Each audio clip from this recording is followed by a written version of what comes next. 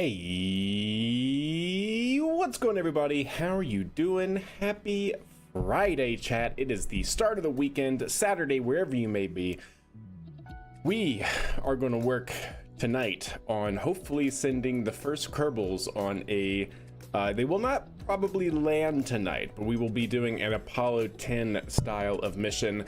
A couple things we have to do. First and foremost, we have to develop the actual vehicle that will basically bring Kerbals from the surface of the moon up into orbit, so that way they can actually, I don't know, get back to Kerbin after they land on the moon. Got to do that, and then we got to do a test flight of that. But also at the same time that we do the test flight of that vehicle, we might also be able to send Kerbals on our crew exploration vehicle, our CEV, and actually send that with Kerbals to the moon in basically an all-up test, if you will, kind of like an Apollo 10 style of mission.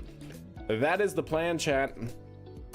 So yeah, coming off of last stream, we did in fact successfully develop and land in basically a pretty good test sequence our DML-1 lander. DML being our dataless lunar lander.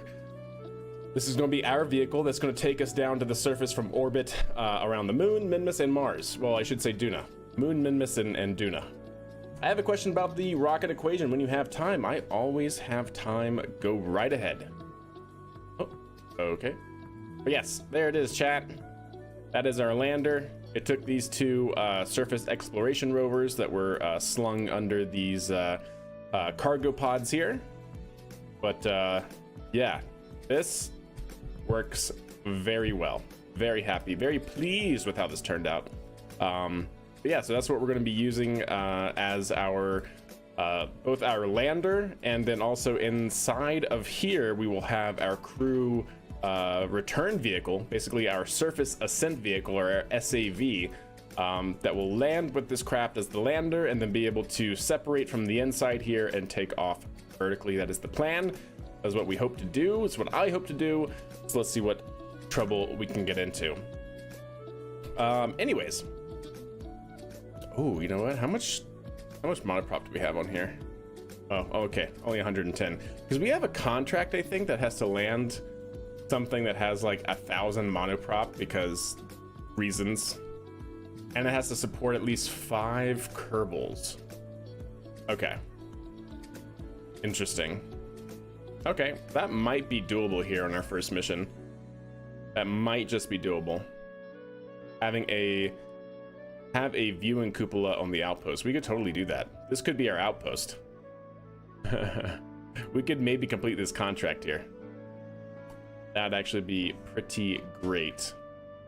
Because we could have under our cargo pods here, our monoprop, and then we could also have like one additional like viewing, not this wouldn't be where the cupola is, but maybe a small extra module to house another Kerbal, so we can get that, because our ascent vehicle, which is going to use the CEV as part of it, basically as the ascent module, can hold 4. So we just need something that holds 1 Kerbal, so we can have like a landing can here, and then 1,000 units of monoprop shouldn't be too difficult. We could totally do that in one go.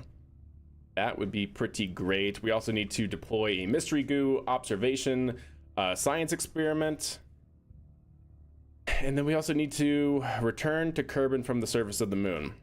Bring a vessel that landed on the moon back to the surface of Kerbin to achieve this goal. Okay. Interesting. I don't know how we're going to do that one yet. Return to Kerbin from the surface of the moon. Bring a vessel that was in a stable orbit of the moon back to the surface of Kerbin to achieve this goal. Okay. Distance from the surface of the celestial body. Oh, the G parameter and the vis-a-vis equation? No, that is always 9.81 meters per second. Always. For the delta V, yeah, G is always 9.81 meters per second squared. Because the only reason why that would change is if you develop and design your engine on another celestial body. Because that G parameter is inherent to where the rocket was designed, because basically the that gravitational constant is inherent to how the vehicle performance was measured, essentially. That's how it gets wrapped up in there. I don't remember the exact derivation of the vis-a-vis equation, but I'm pretty sure G is constant. It does not change with the celestial body. F already? Wow. So we're already having connection issues.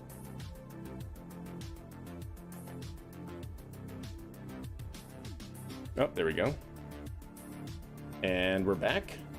Is that how tonight's gonna be? Tonight, is that how this night is going to go? It's having connection issues. That'd be a bummer.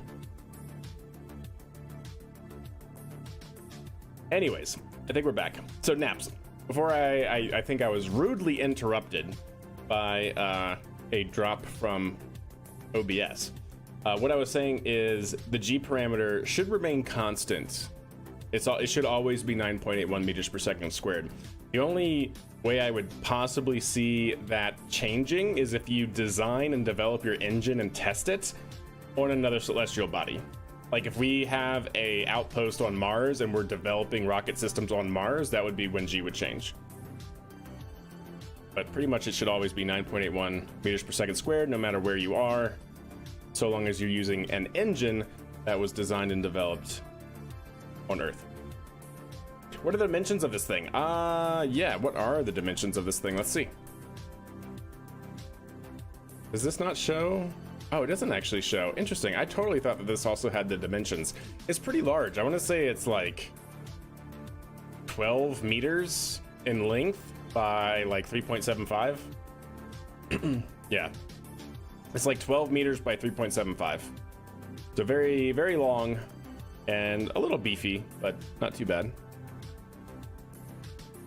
Okay, chat. So let's go ahead and figure out what we're going to do first, and that is going to be designing our ascent vehicle, ideally.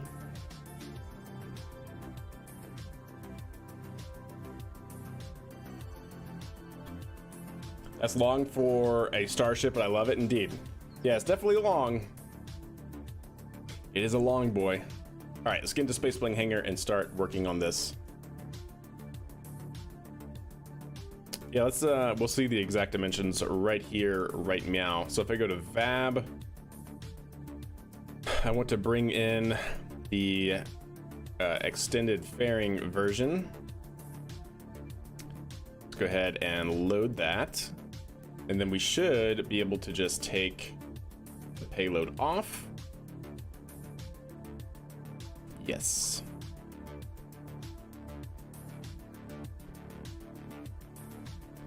Yeah, you can see the long boy fairing. Quite literally, I had to build a Max Serva with an extended extended fairing, just for it to fit on this vehicle. Oh, that's the root node. Okay, fair enough. We will go ahead and make that the root node. Actually, if it'll let me go ahead and make this the root node, because this was the original root node. Yeah. And then we're gonna call this the dataless M SAV.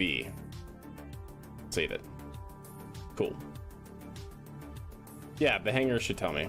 3.75 width and 12.3 length. There you go. What'd I say? I said 3.75 by 12.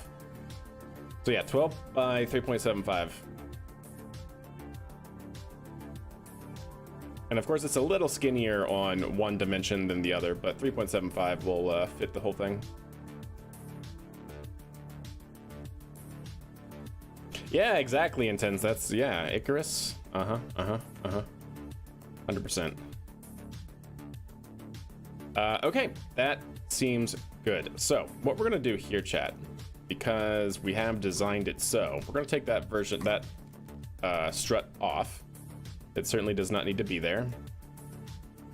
And now, we need to figure out what we're going to do for our ascent vehicle. Now, our ascent vehicle, since it is only an ascent vehicle, should only need like 500 meters per second. I think, right? 500 meters per second to get back into low lunar orbit. Roughly speaking, 500 should be more than enough, essentially. Dun, dun, dun, dun, dun, dun, dun. Yeah, I think that's what we're gonna go with. So I'm wondering, how do I want to do this, chat? Okay, so first things first, I need some kind of separator. That's going to be at the bottom, and ideally the same width as our entire ascent module. We're going to use the CEV if I can. Ah, goodness, I hope this is wide enough for the CEV. So let's bring the CEV out here. Merge.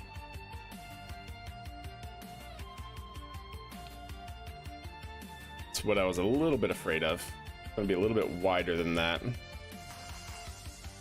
How do we want to do this, huh? How do we want to do this?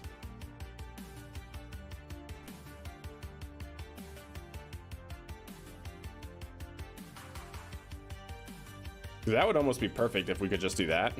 Now, of course, we're not going to have the LES on it.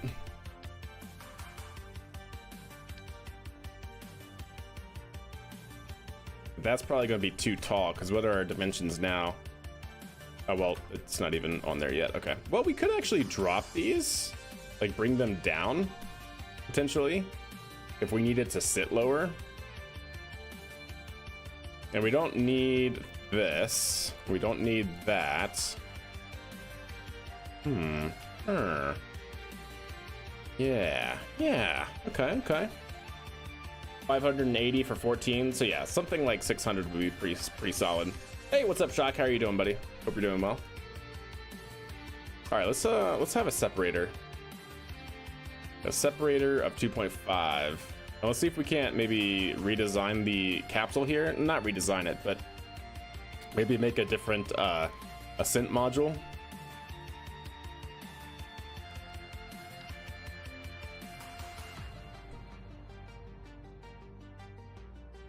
I'm debating on whether or not we keep the heat shield, because I do want to complete that contract that says that we have to land a vehicle and bring it back to the surface of Kerbin. Now, it doesn't have to be crewed, of course. It doesn't have to be a crew vehicle, so we could complete that contract later. It's just one of those things like, why not do that right now, right?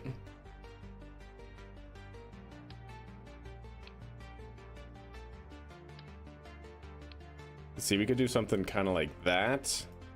but even then, that's probably going to be too large. Too large, chat. Too large.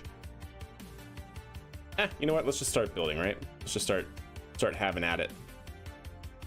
So I want a decoupler of 2.5. So that way we can put it here. Oh, I don't have a free node. Interstage nodes on.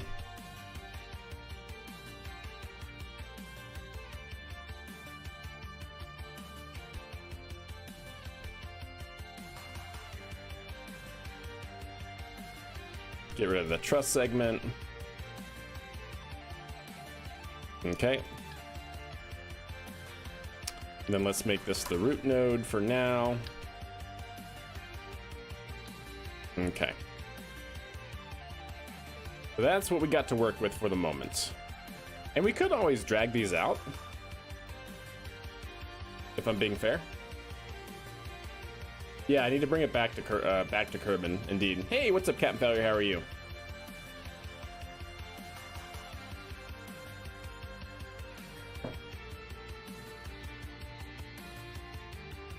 What's the root part of this? This guy? Well, actually, I could just make it this guy.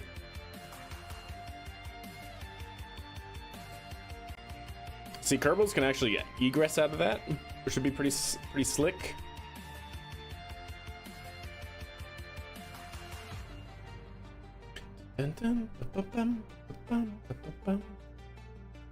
How do we want to do this, chat, right? How do we want to do this? And so what are the dimensions of that right there? It's also 36 tons. Woo, that's heavy. That is some mass, chat. That is some mass.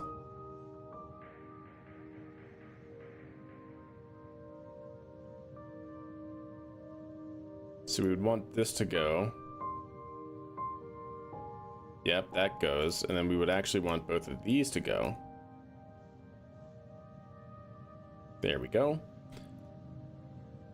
2,500 meters per second at delta V. I think that's more than enough for a descent stage.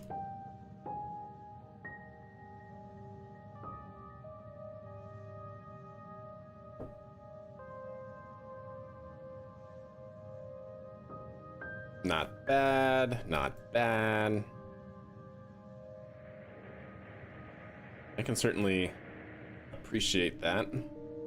So let's see, where do we want this to sit? Because I'm sure we need to kind of figure out how high it needs to sit up, give us plenty of room for engines on the ascent module. And so, like, how large is that? That's a height of 8 meters. So that is not going to work then, right? So if we get 3.75, now we could always make a slightly larger fairing. But yeah, you see, that is not quite right.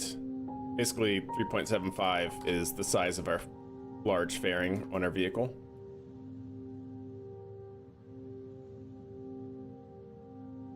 So it would basically need to be there, which again, honestly, it's not that bad.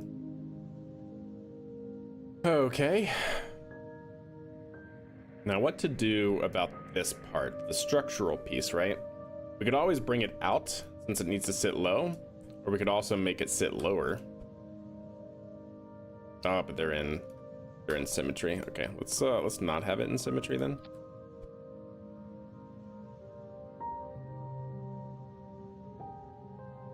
We might have to move the landing gear, which isn't a big deal. Where would that need to sit? That would need to sit like down there. Ugh, no, gross. Gross, chat, gross. Okay. Just thinking. Just figuring out where things can go. It's so big, chat. Hey, what's up, Charles? How are you doing? Hey, what's up, Captain? How are you doing? Nice looking craft. Well, thank you very much. Thank you. I mean, we could always make it larger, right? Like, we could do something like that on both sides.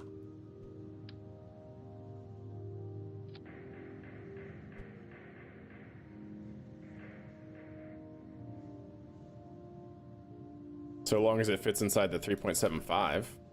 Why not, right? 7.6.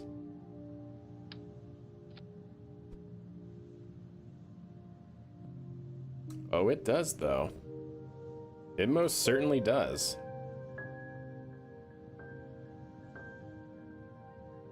That could do it. That could definitely do it. Extended W fairing. Yes, Wombo. W for Wombo. Okay. I'm good with that. Now we gotta figure out how are we getting this thing back into orbit? That's the question. That do be our question. Supermax. That's right. Because we need pretty decent engines. It's all got to fit within that same volume roughly. We don't have a lot of room at the bottom.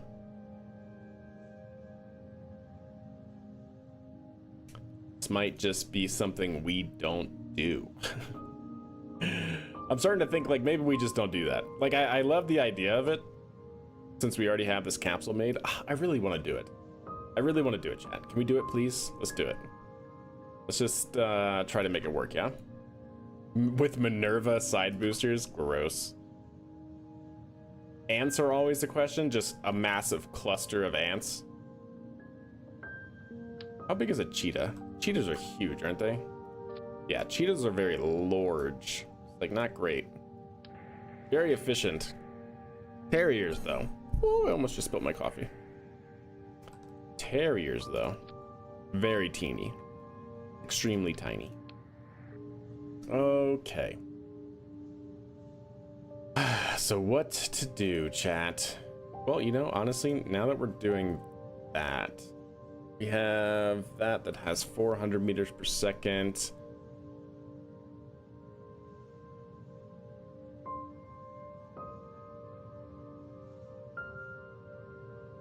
Oh my gosh, you know, chat, I really want to do that.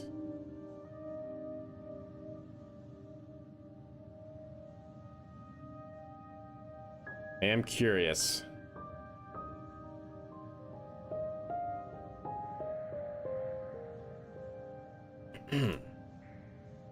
Stand by.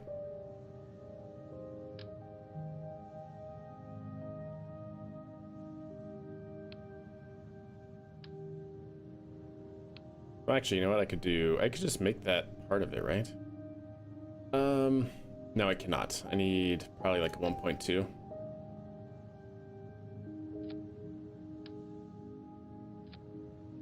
So that way I could raise it up. Or actually, rather, raise this down. Somewhere like that. Yep. Shroud. Turn that on. That is hideous, but fine.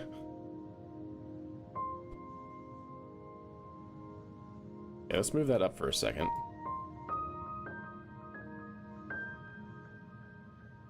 A rocket that has only engines? No, because you gotta have propellant tanks, right?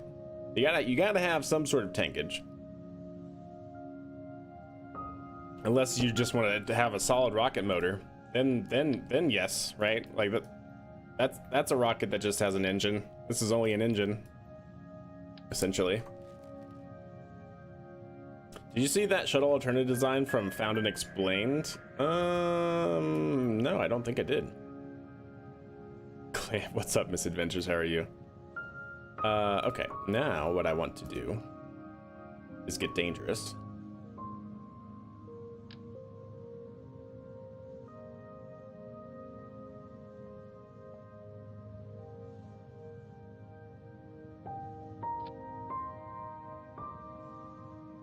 Yes, getting dangerous.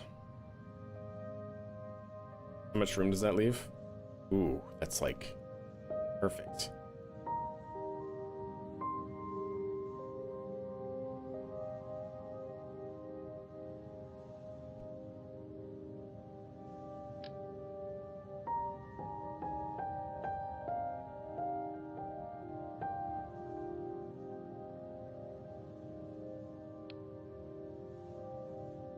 How do I want to do this? We kind of have to build it from the bottom down.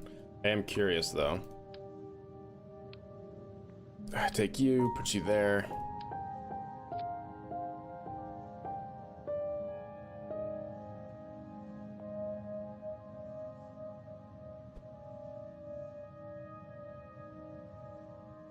So you wouldn't even see it. Okay, I was hoping it would be a little bit smaller.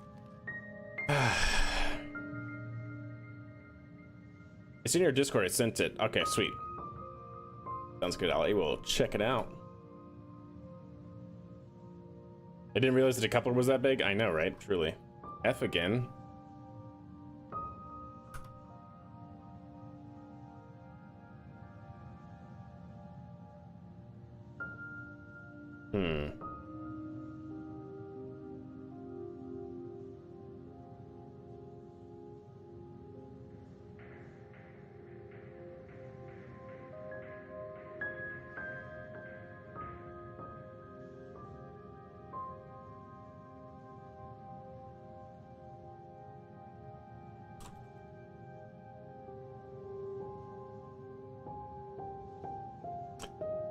Did you get rid of that chatbot finally? Life is too short for rules. No, we definitely still have it. Can't go complete anarchy, unfortunately. The internet is not good for that. So we can do something like that. And then, ideally... I got my ads. Yeah, unfortunately, if it's going to keep doing this, I'm not going to run ads to get rid of that, because I feel like that's not how that should go, which is a bummer for sure.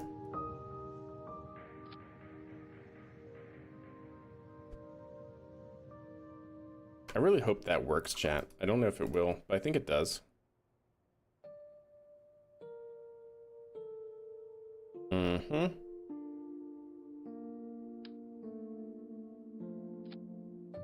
Yeah.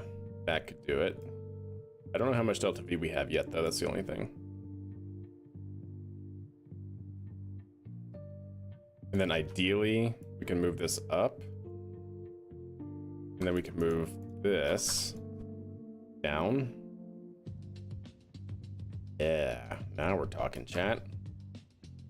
And then this would be fine. Yep. Okay, I'm pretty happy with that. Pretty happy with that.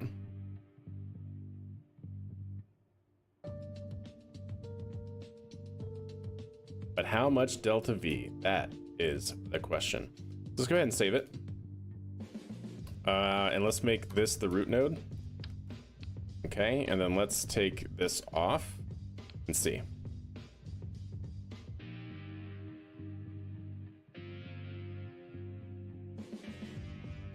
It's only, what? No way.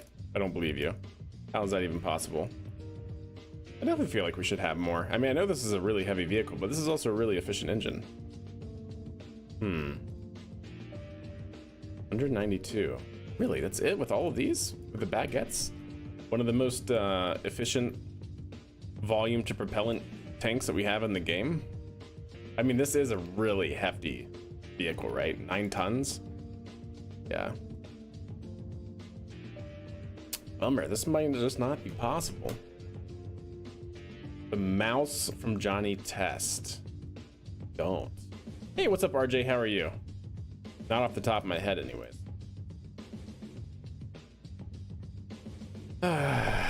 What do, chat? Is that really real? Like, is it just not finding? I have to know.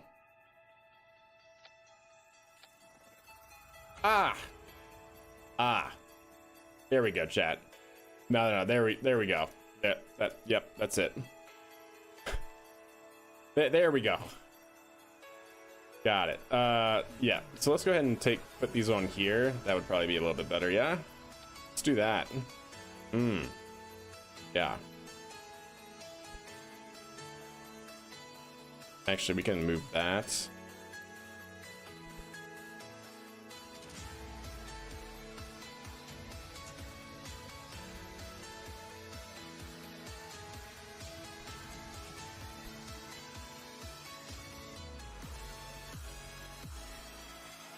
There we go. Or just fix the fuel, exactly. Oh, he shouted anarchy, gotcha. How many Kerbals fit in this thing? 4? 1 in the cupola and 3 in the capsule. Alright, so that's what we gotta do, chat. Okay, cool. Well, let's load it up, because I don't want to make that the root part. But we can definitely make that simple and easy change, and that should fix that.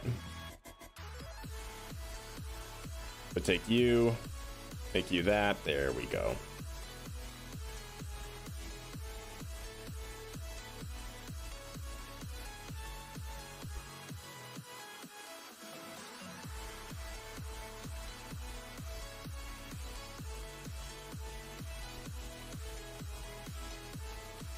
Okay.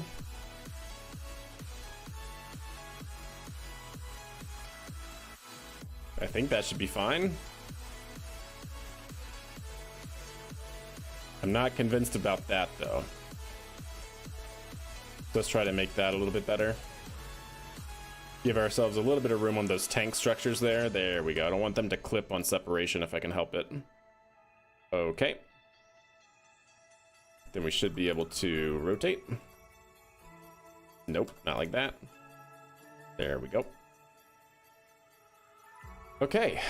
And so where are we at vehicle-wise? Pretty much no matter what, right, we are going to be in trouble at this point in time. Ooh, maybe not, depending on how we offset it.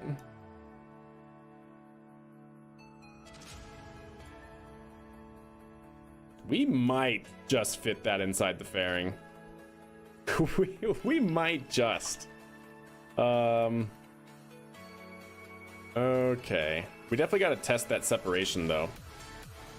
So let's go ahead and save it real quick, and let's put it out on the launch pad. Oh, right, okay. Which editor?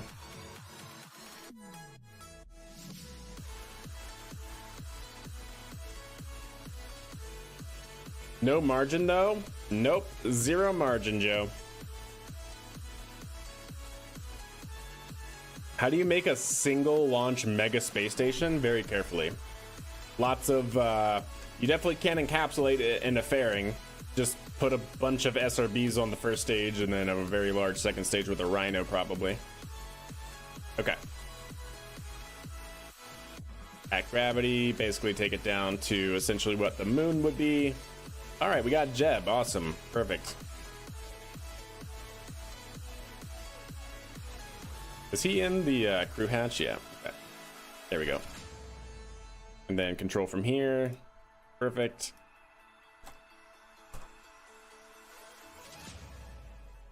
So that decoupler is completely wrong. It needs to be this decoupler? No, it needs to be that decoupler.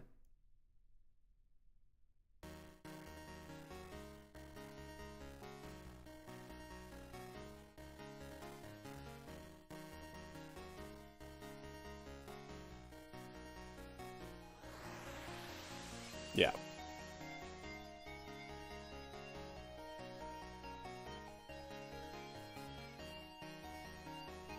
Yeah, okay, that I think is mostly correct. All right, and in 3, 2, 1.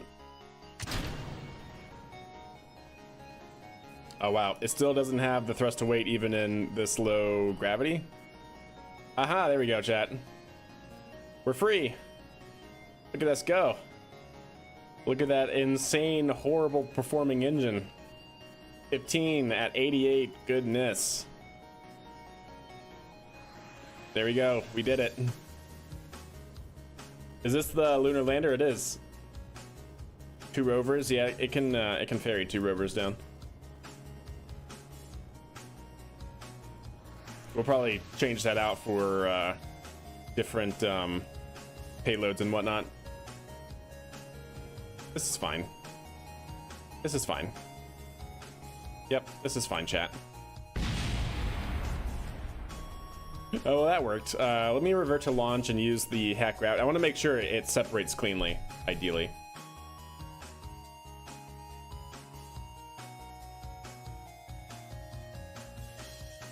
Is it worth making a lunar gateway? I think so. It always depends on what you plan to use it for, right? Like, what's your play style? But I like it. Yeah, okay. So, gotta be that one. Right, this one? Yeah. No, not that one. This one. And then this engine. Yeah. So in 3, 2, 1. There we go. Perfect. That was super clean too.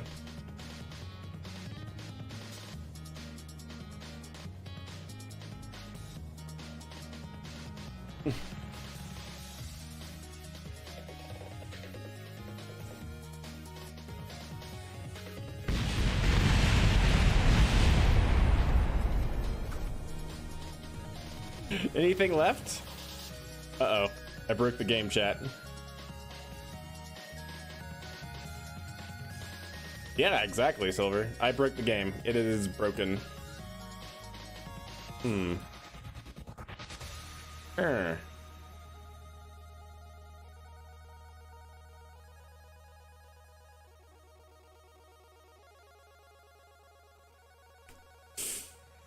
Okay.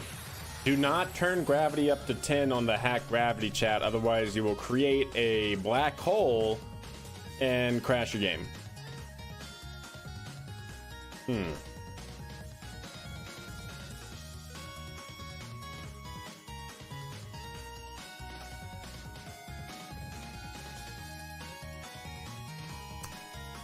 Awesome. Rip Jeb, indeed. At least we know that works. That design does indeed work.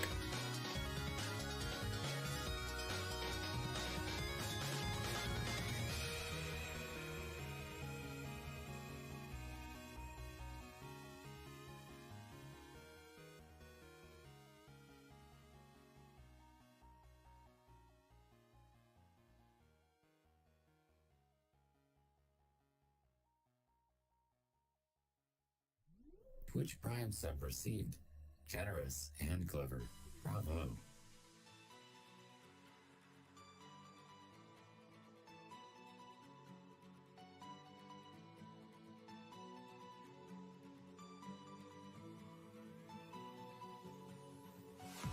There we go, reconnected. Wow. I don't know what is going on tonight. That is absolutely wild.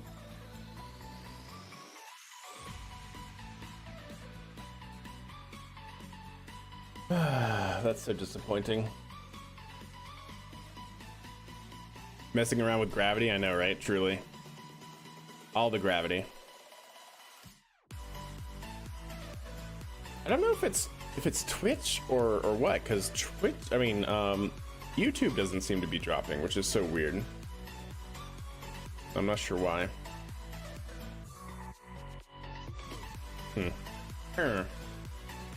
Anywho.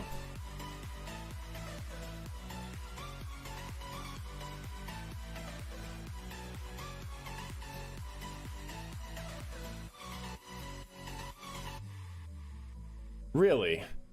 The game crashed, and yet it had time to save that Jeb died. Yeah, it does, RJ, indeed. I don't know how to fix it. I wish I knew.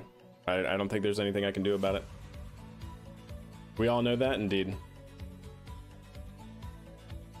Interesting, so maybe it is Twitch then, Joe?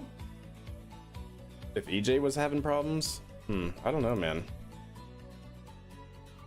Yeah, how is this possible? How did it crash the game and yet the game had time to save that Jeb died?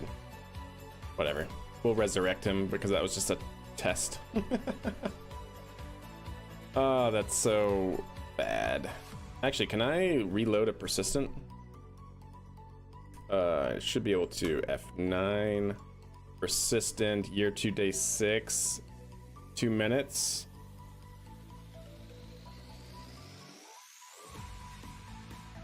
When was the last?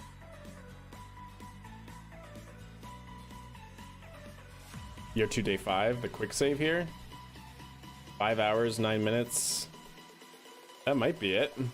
Well, flight's 21.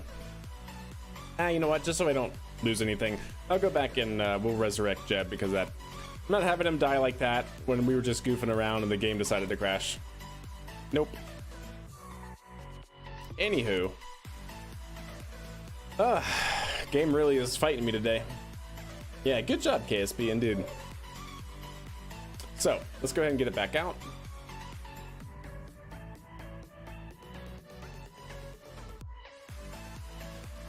There we go. So yeah, this design works pretty well, I think. Let's definitely make sure that we get all of our staging already fixed. So that goes first. That should go here along with this one. I don't even know. Yeah, no, the heat shield staging, that should be staged. That should go at the same time as that. That's good. Yeah, that should be fine. Okay, I'm pretty happy with that. Hey, Sea Kraken, how are you? I have to ask you, since you're in the industry, how do you engineer radiation hardened components? Is it just multi-redundancy or thick plates or anything else you have experience? It's a lot of things, honestly. It's not like a easy question to answer. So first and foremost, if you're talking about electronics, there are ways you can make it radiation tolerant.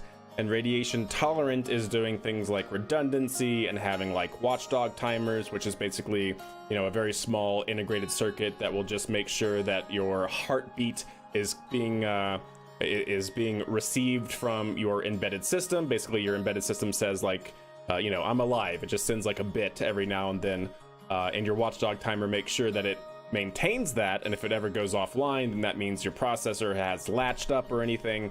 Then it'll completely power off the board and turn it back on.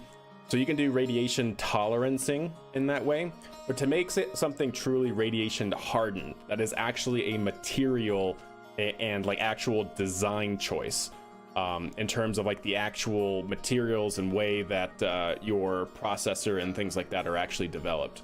So you have to use certain materials, you have to use like certain solder, you have to use a lot of things that are very specific, basically like solid state systems for mitigating any sort of radiation issues. Which is why radiation hardened components are so flippin' expensive, because to actually make them radiation hardened and to prove that they are radiation hardened, they have to go through some intense testing. And because it's so hard to even be able to get that qualification, that flight heritage for a radiation hardened system, basically everything that's radiation hardened right now is like several generations behind the state of the art, right? Like we're on, you know, Intel Gen 14 or whatever. Well, the radiation hardened variant of that would be like Gen 7. You know, it's like multiple generations behind the current state of the art, just because it takes so much to actually radiation harden something and prove it. That's the most important thing. Yeah, good question though.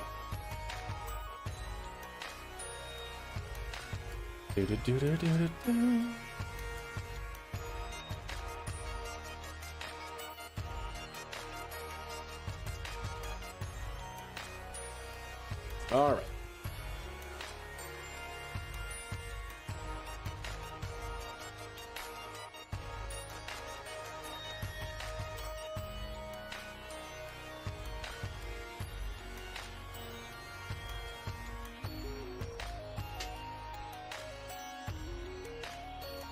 There we go. So we're not kind of clipping the wheel or the landing gear.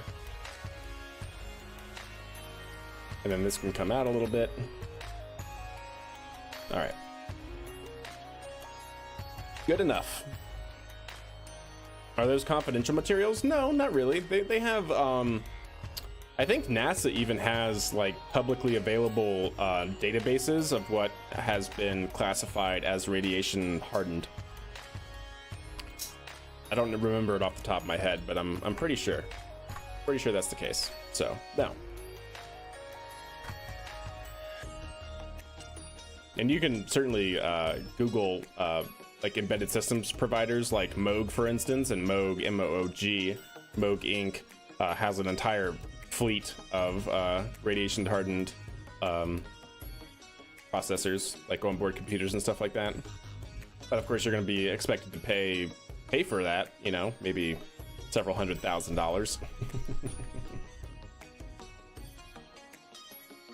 Okay, I like that chat. Now, what to do about how they are going to ingress and or egress? Because I really need them to either sit below this or sit above it. So maybe I do need to actually have this sit up higher, or maybe sit lower. Just a little bit anyways, like something like that, if it doesn't get in the way. Which it doesn't look like it will, actually. So that's probably exactly what we're gonna do. Yeah.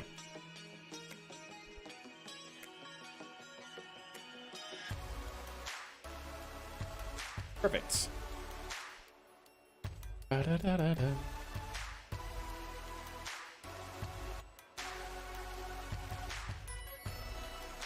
Mm-hmm. Okay.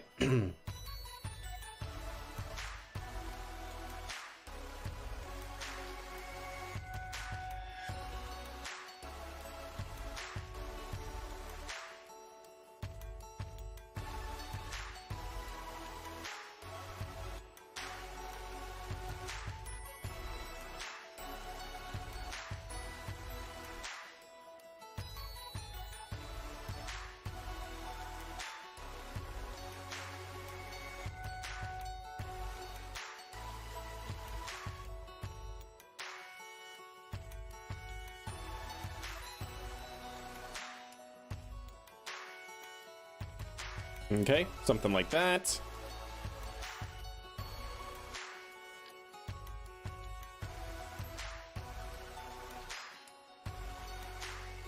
Cool.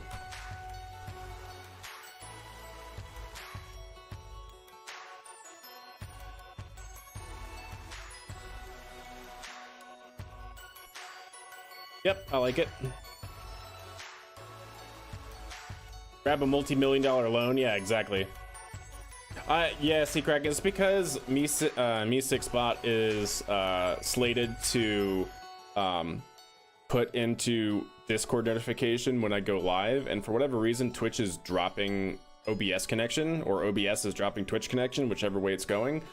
So yeah, we've dropped connection multiple times this stream, which has really been unfortunate. So unfortunately, yeah, it's not fun for me, and I understand that it's not fun for you guys, and I apologize for that. I'm not sure what to do about it. I could just turn Me6 off, I guess.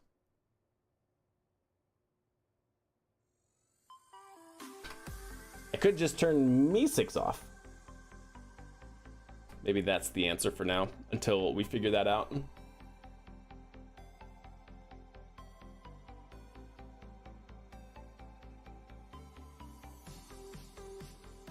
Come on.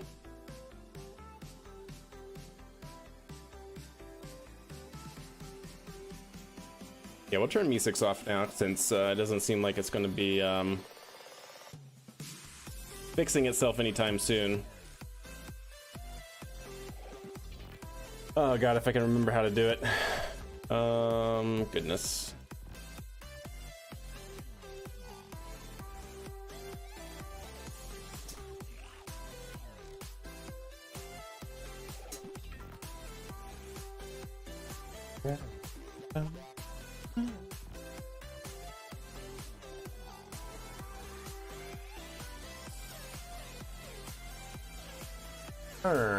How to do it, how to do it, how to do it.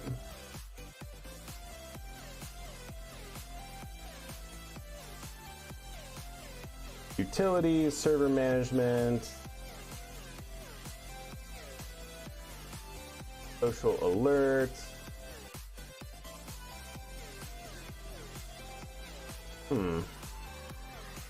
Why is it so difficult to always do this stuff, chat? Like, truly. I wish I knew.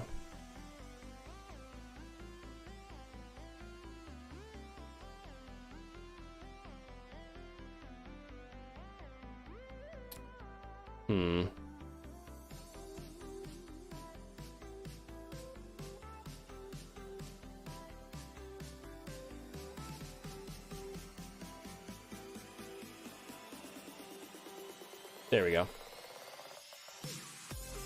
Turn that off. There we go. Hopefully that'll stop it. Because I know that's annoying. A new lander bottom part as a service module that deorbits the lander. Oh, that actually looks pretty slick. I do like that. I like where it is going, indeed. Because you're doing live with a bit of time pressure. Yeah, that's true. I guess that is what it is. Did you program it to turn off after the first ping? Unfortunately, no. It's not that smart. At least the dashboard doesn't make it that smart. The dashboard is literally, do you want Twitch live alerts? Yes or no? That's that's how that goes for the Mi6 bot. All right. I like that, chatter. Is this done? Is this good? Question mark? I'm thinking it most certainly could be. I think we have to integrate it into our extended fairing and go from there, yeah? Let's go ahead and load from the VAB the extended fairing version. There we go. Of the Mac server. Hey, what's up, YOK? How are you? And striving. Hope you're doing well. Or surviving. With a crew capsule in this, do you really need the relay antenna? Yes. Well, no, but yes. No, you don't actually need it. Not with the crew capsule on there. Oh, you know what? Before I do that, chat, stand by. We need to, don't save. I want to kind of get this vehicle in the same stage, if you will, of how it's going to actually be with Kerbals, because this first flight test is not going to be with Kerbals. But I do want to see what it's going to take to actually get the monoprop that we need, because we need 1,000 units of monoprop.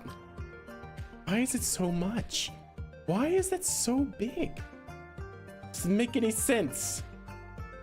How much are these? It's only 50? I need 1,000 units of monoprop. And I only have 100 here. Why? Why are you like this? That's 20.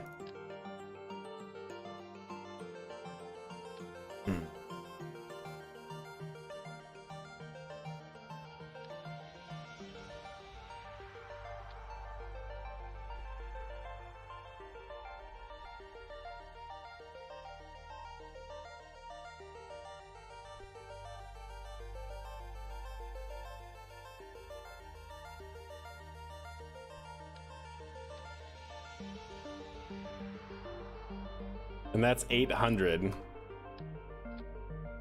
Oh my gosh, chat. Why is this game like this sometimes?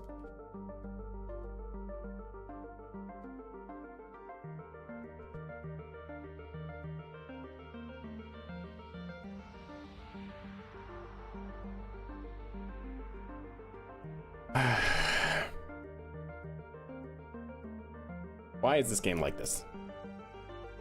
1,000 units of monoprop, really? That's what it requires. Hey, what's up, Smoke? I'm doing okay, man.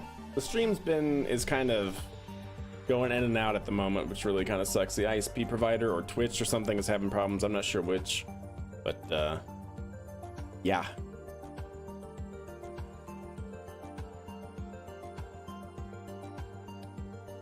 Boom, just like that, chat. Easy. Where's our center mass, by the way? Center mass with that there is a little bit far forward, which kind of sucks. Maybe we'll just do one more here.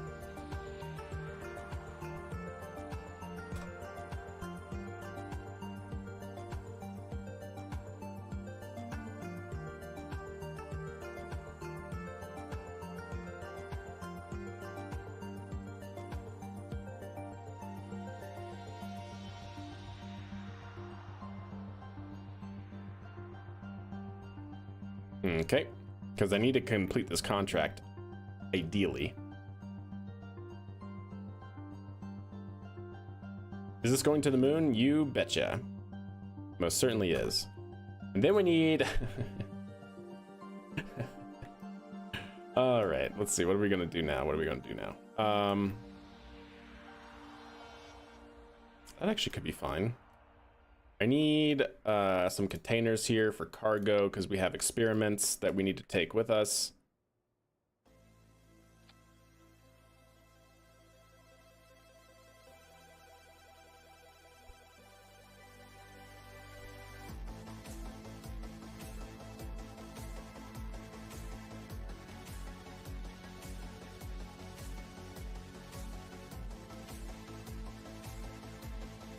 What would be a better place for these? Over here, maybe? Trying to find like a good spot for these. Next to the engines, clipping into the engines. Yeah, yeah. I guess just on the front here. Probably the best place for them.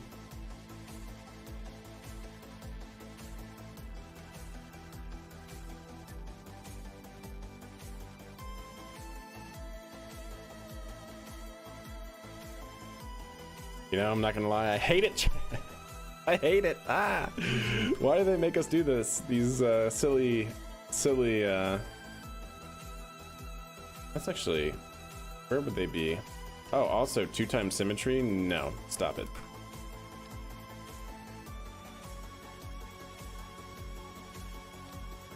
Oh, I know what I can do. Let's just go ahead and remove from symmetry. Stop it. There we go. Perfect. Yeah, why do they make us do these silly contracts? There we go. That seems fine. I guess I could put them just here, maybe. They're just kind of big, but maybe they're fine. Oh, in that case, I would only need one and not both of them on both sides. Maybe have them two here. Okay. Yeah, okay.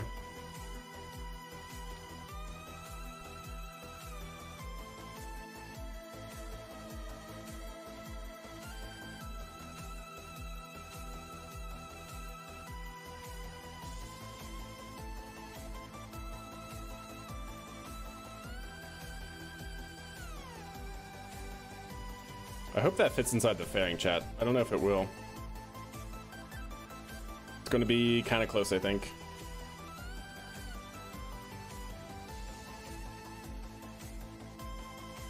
You know, honestly, we can bump these in some more.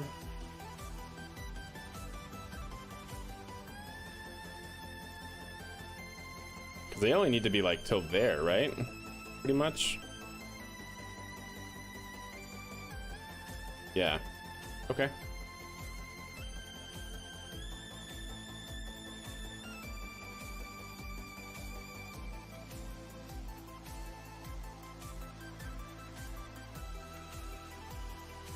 Let's get our 3.75 meter out and check that sizing again.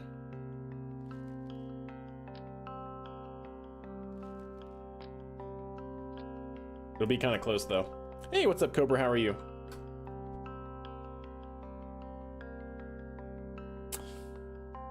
It's gonna be so close, chat. Wait, what did we change? Because now that definitely doesn't fit.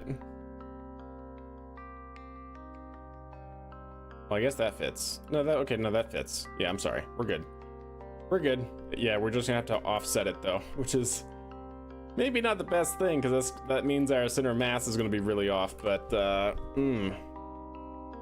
gonna be gross. Because where's our center of mass? There? Yeah. We'll see. We'll see how this performs. That's why we're doing a test flight.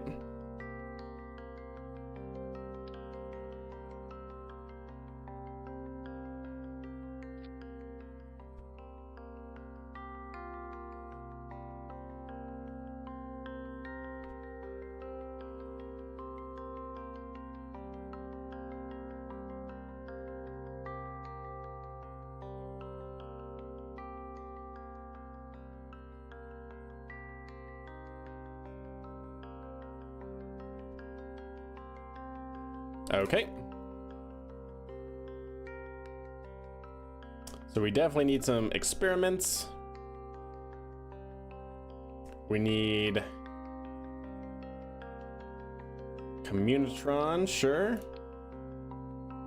Don't need that. A seismometer, sure. And then we definitely need a control station. And then over here, we're gonna need the glue canister, probably some work lamps. Oh, conformal storage unit? That could be better. That's fine. We'll make it work, chat. Don't care about that. The solar panel, sure. And then is it that one? I think it's that one, right? Glue canister, mystery glue. Yeah, mystery glue. Perfect. That should be good. The center of thrust is not in line with the center of mass. No, it is not. Well, it almost is. But yeah, no, it is not. Hey, what's up, Chav? How are you?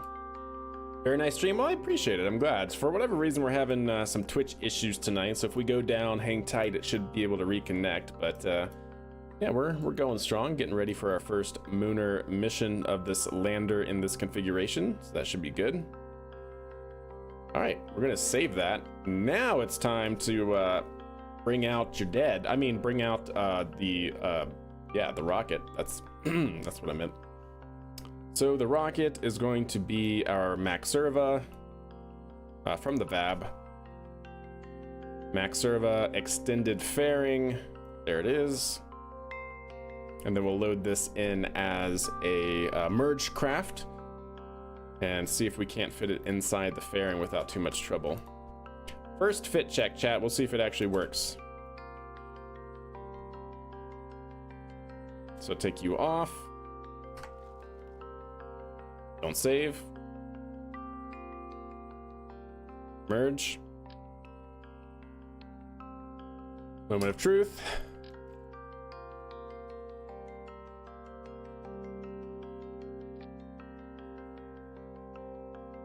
It's gonna be so close, chat. It's gonna be so close.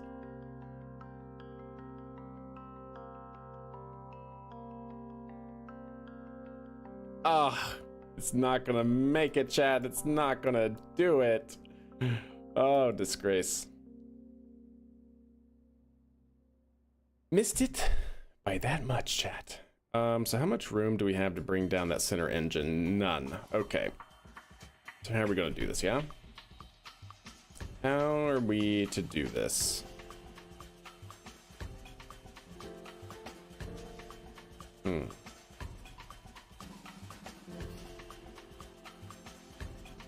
It's so close. Do we just make a slightly bigger fairing? I think we do, right? Kind of like the SLS Block 1B has that slightly expanded fairing. I'm kind of thinking we do that. I think we need to do that. Maxerva XXL. I'm calling it the Super Max, chat. For sure.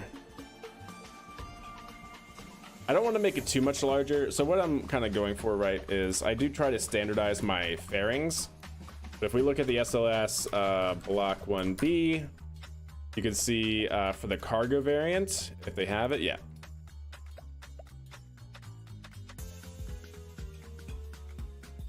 See, the fairing on the Block 1B, the cargo variant specifically, has that it actually tapers outward.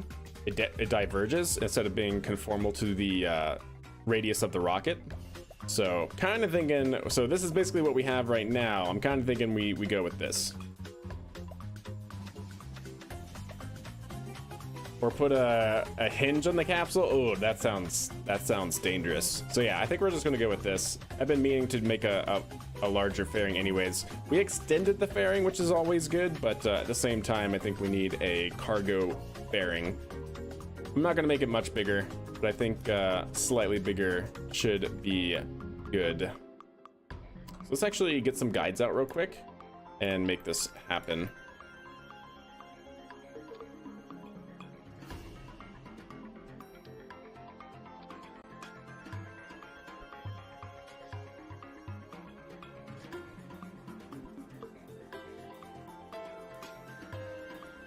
Okay.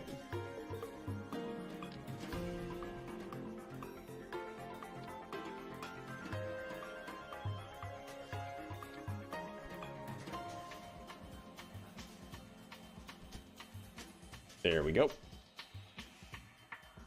I'm gonna need a few of these. One for the actual diameter that I want. Let's go ahead and turn that off. Yeah, so one for the diameter that I want, one for like where is the section going to diverge from, and then the other one for when it starts to taper in. And maybe one more for like the full length, so I don't want to change the length of it, just the diameter of it. All right, so now that we have those, go ahead and take you. Actually, you know what? You could actually just stay there. Yeah.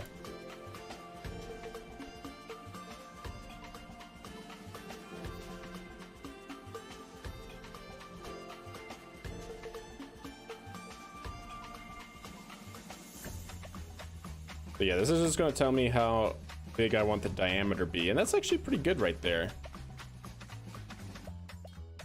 Maybe one tick down. Yeah, I think something like that could be really good. Like, I don't want to give us all of the room, right? Like, that's not how that should work. I do still want it to be pretty informal.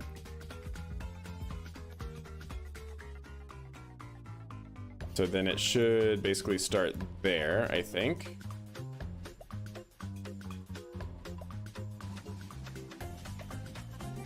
There we go. Bring it down. Okay.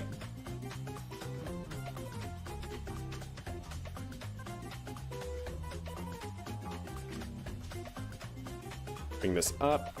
I do want it to still taper in at the same spot, because I like the size of the fairing, actually. I think the size of the fairing is pretty solid. So bring this out just a little bit more to like right about there. So that's going to be my marker. And then last but not least,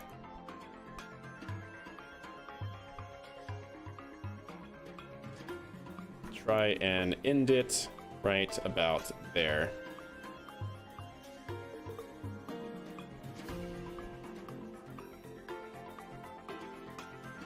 Okay, so something like that. So let's go ahead and save this before I completely ruin it. Let's go ahead and edit.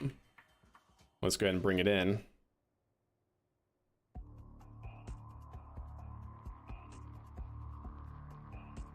Okay.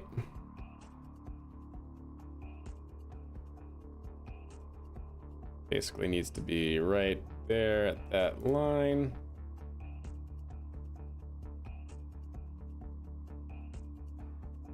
Okay, I'll have to move that down a little bit. That's fine. Go ahead and terminate. So in that case, what we can do is take you and ideally move you down one tick. And then you ideally should be able to move up one tick. Yeah. Okay.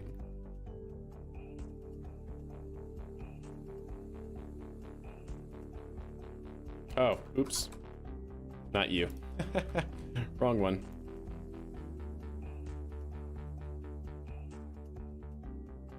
Yeah, like that.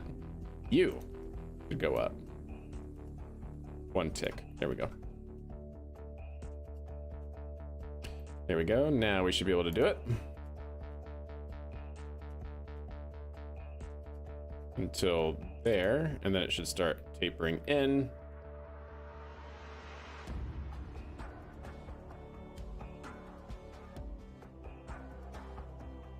And there we go.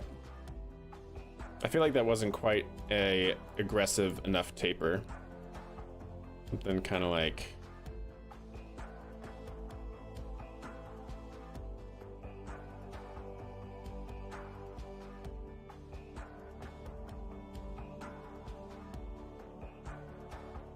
nope, still not it.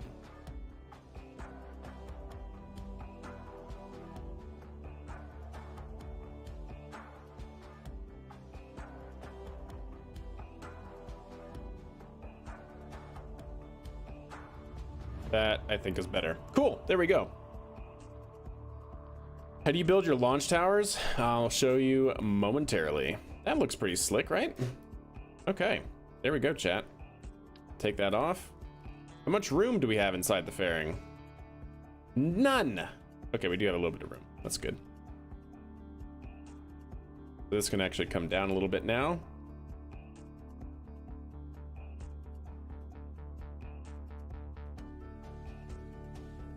Probably again.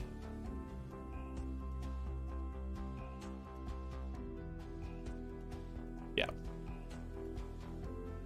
That looks good, I guess.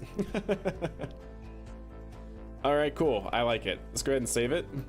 Let's go ahead and figure out what to do next, which is going to be a test flight, chat. So yeah, how I make my launch tower super is typically I start with like a backbone of SRBs because they're like the longest, most structurally rigid part we have in the game. And then at the very top of a tower, I put like a steel panel. And then I put launch clamps all the way around it because the launch clamps make it look kind of like a truss segment or like a building, right?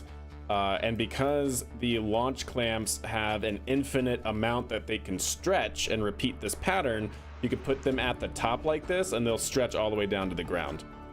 So, and then from there, I basically have an elevator installed.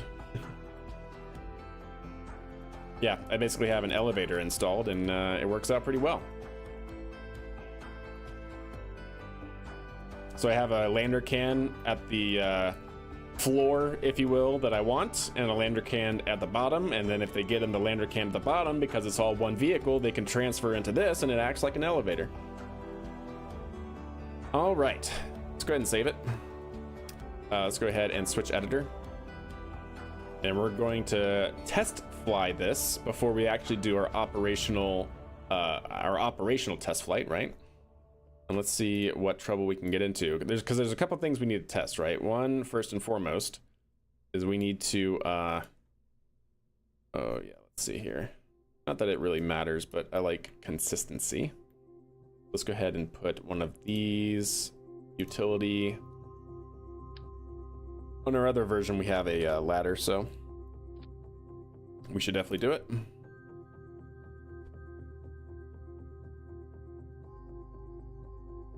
There we go.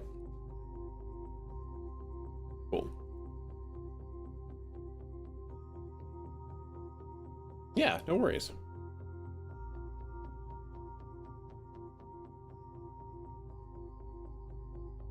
Okay, that seems good. I actually really like that. I think that looks pretty on point.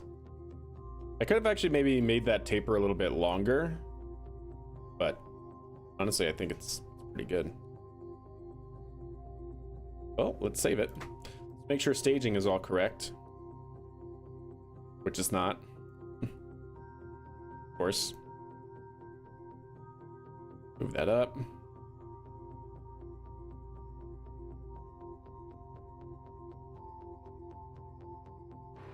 Move that up.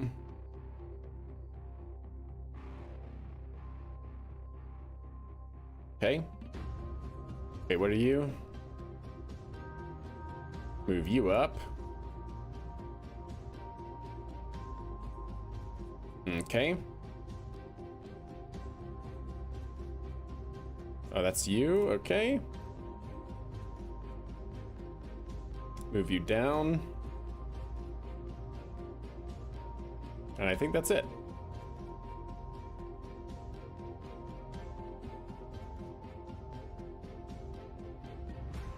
Oh, is that the heat shield? Yeah, that's heat shield jettison. That's fine. This is all the launch tower, so we're going to be separated before that even matters. And yeah, we're good. Okay. Save it. Save it and launch it. Before I do that, are we good with everything? I think so. I think we're good. I think we're going to go ahead and try it out. So this will be a test to generally test every aspect of the vehicle. We'll go through basically second engine cutoff once we achieve our desired orbit. And then we'll also make sure that the payload separates nicely. And then if that all works, chat, we'll bring it back and we'll send it to the moon for reals. And then at the same time that we send it to the moon there, I would like to send our CEV with an Apollo 10 style of mission. Basically have Kerbals on our CEV capsule, the same one that we actually used for the ascent stage here, and send that on a flyby trajectory around the moon. Valentina, why are you here? But you know what? It's whatever. All right. Seems good. Let's have this go to 90. It's going to be an extra heavy payload. I don't even know if it can get 40 tons into orbit, but we'll see. It'll be a good test for that.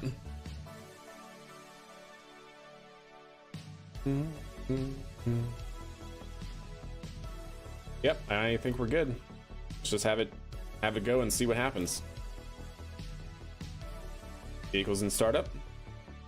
And if y'all are new to the stream, we do fly our rockets into at least orbit on the ascent profile using Python. Fully automated. I'm hands off once the vehicle starts, and we'll see what happens. Yep, she's oh, actually, you know what? Yeah, you know what? I kind of assumed that that's where she was, but you're right. Oh, good call. Good call. I kind of assumed that she was in there. Okay, she's in the launch tower. She's fine. She's totally fine. Totally okay. Yep, she's in the launch tower. I don't know why she's here, but you know what? I'm fine with that. All right, quick recycle of the countdown clock. Yeah, this is simulated. Yeah, we're gonna revert and do it for real afterwards. This is just a check to make sure the flight software works, that the fairing separates okay, and all that jazz.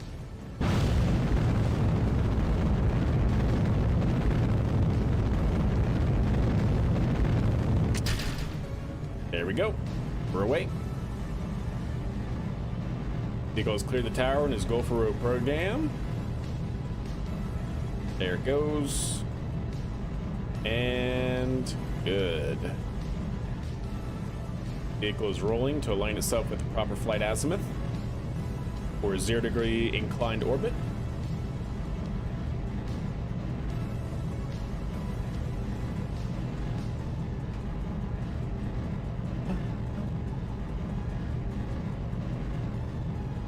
All right, looking good, chat, looking good.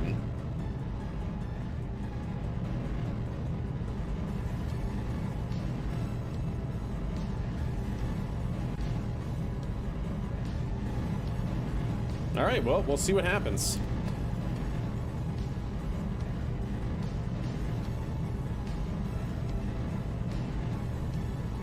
So it should maintain, oh, it's already throttling down. It should try to maintain a dynamic pressure of 14,000 pascals. We'll start to see that as that approaches 14, it'll start throttling up to track 14 kilopascals. Watch that throttle. We're trying to maintain a max Q, or a maximum dynamic pressure of 14,000. There we go, we're hitting it right now. Vehicle is starting to throttle up very slowly. There it goes, throttling up. Maintaining, tracking 14,000. Continuing to throttle up. There it goes. And we basically passed max Q. There we go.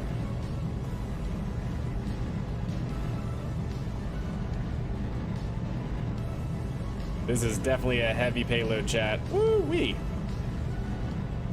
I'm hoping we can get it into orbit without using any of the lander. The lander is designed to move itself into lunar orbit, but I'm hoping that we don't have to use any of it just to get into low Kerbin orbit. All right, vehicle's throttled back up. Max Q is passed. Continuing to pitch down range.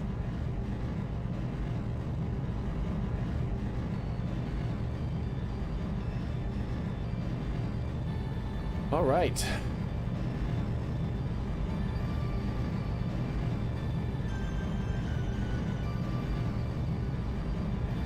I hope we get a good staging velocity. It's actually a pretty good staging velocity. I'd really like to see 900 meters per second. And it looks like we actually might hit that. Not bad, okay. I'm happy with that. Now it's up to the second stage, chat.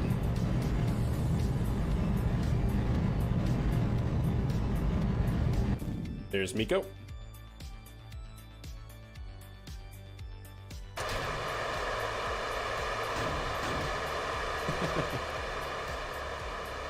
Good separation. Good fairing set. That should fall away, I think. I hope. I hope that'll fall away. Why is it not? Is it actually caught on this part? Huh. How odd. Well, anyways, it's going.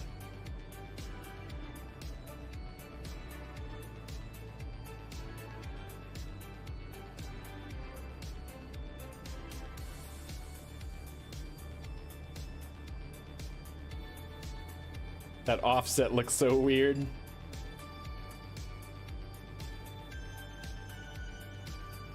I don't like how we have an offset here though. Means we're going to do an inclination change. Yeah.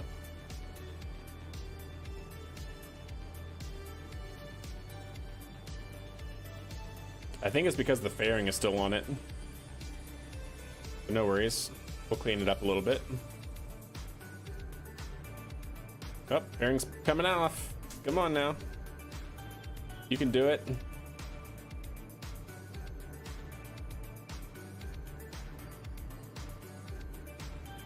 Yeah, spin should throw it off, but I'm not controlling the rocket.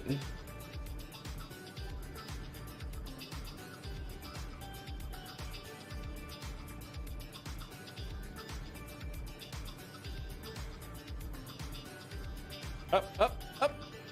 Hey, look at that, chat. There we go. Nice. Fairing problem fixed itself. Cool. And it's trying to track 90 kilometers orbit.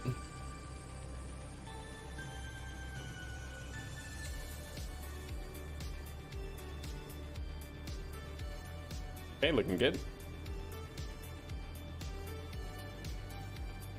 Oh, that actually looks really good. I like it, chat.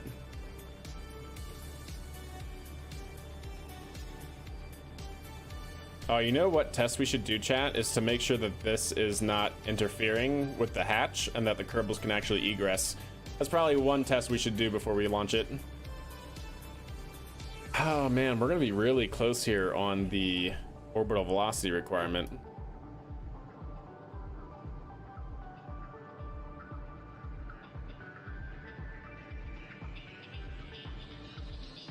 Okay, shouldn't need that much control authority.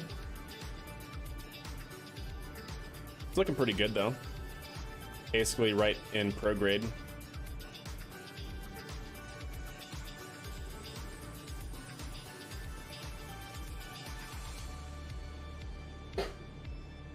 Not bad, not bad. Surprise payload, lunar surfboard, that's right. 100%.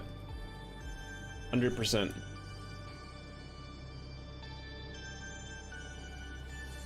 I really wish you could actually make those collidable, or like configure the fairing so that way it's like a half shell instead of like the full clamshell, you know? That'd be really nice. You could do some really cool aerodynamic entry vehicles with that. Hey, look at that. We're now gonna be pitching up a little bit here. Still got a long way to go. I don't know. Ah, it's gonna be so close, chat. We're just gonna be so close.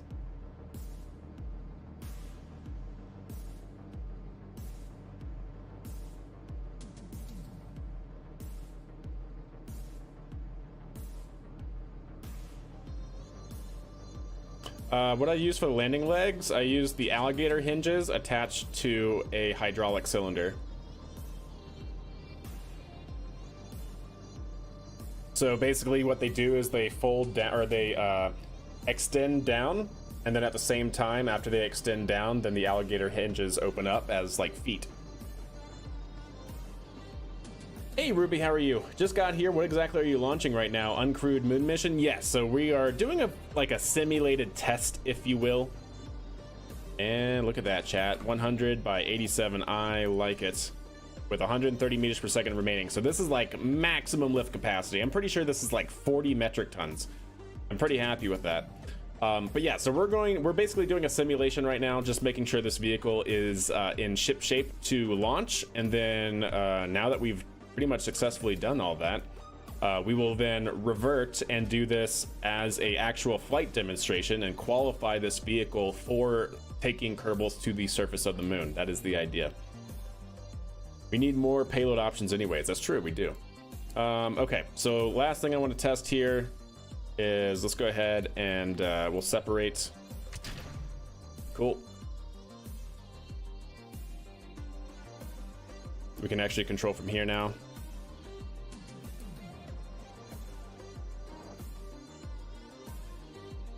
There we go. I do not want to control from there. I want to control from here. There we go. That's better. Oh, that's better. It was rotated incorrectly, but we're good. So now what we should be able to do is... Excuse you? What just happened?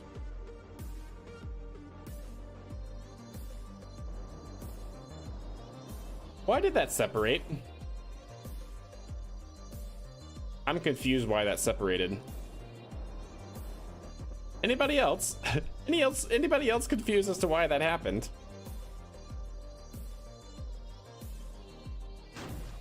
Okay. Noted. I guess I'll have to do that manually. Oh, awesome. And those also aren't working. Yeah, great. Okay, let's just do everything manually on this craft, chat. That's what it seems like we need to do.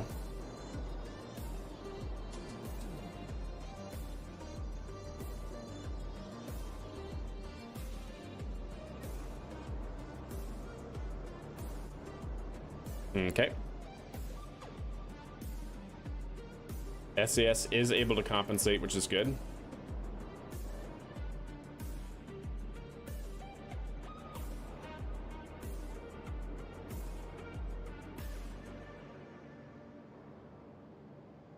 We have 1300, that's good. Okay. I'm pretty happy with that. That's 1300 we have in this. I would really love to get rid of that, chat. I'd really love to get rid of this. 400. Oh my gosh, chat. Seriously. Okay. I think I might actually get rid of that. It's causing too much of a offset in our mass. But anyways, can it actually compensate with just the engines? I don't think so, right? No, no way. Center mass is way too far off. This is fine. All right, good test there. And then the last thing we need to do is, yep, and then that's free to rotate. Good. Good.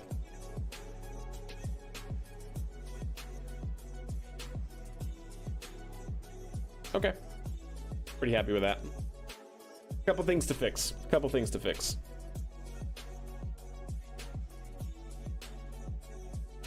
It really looks like pitch is almost locking up, indeed. You could use 4 tanks? Yeah, I could. The reason why I originally didn't do that is because I thought I was going to have these people, these storage containers down here. But you know what? Honestly, I should just... Yeah, I should... Yeah, okay. Let's take you off. Actually, how do I want to do this? How do I want to do this, chat?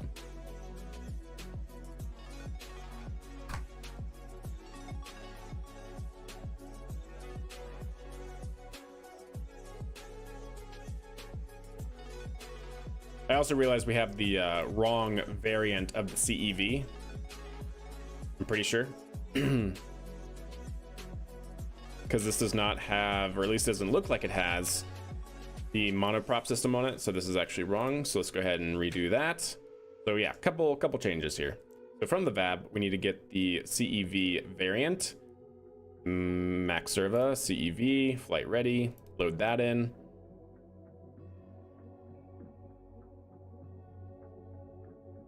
Yeah, I think I will just add one more tank there, and then that'll be fine.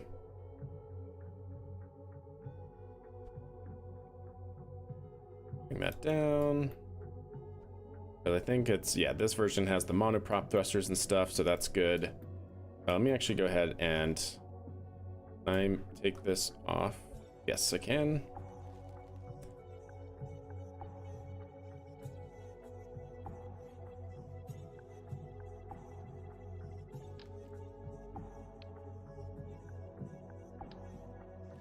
And then I want to save this as the CEV flight ready to update that version. Okay, now we can load in the data list. Salve. And I just need to take this part off.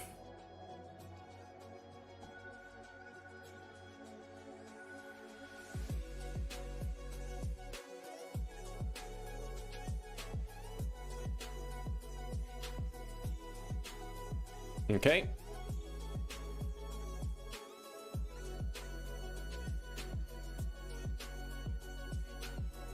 Merge craft file.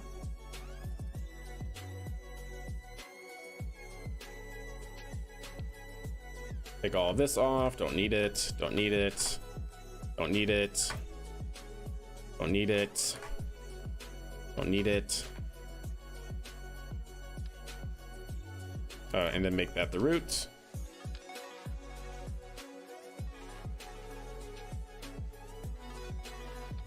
Okay.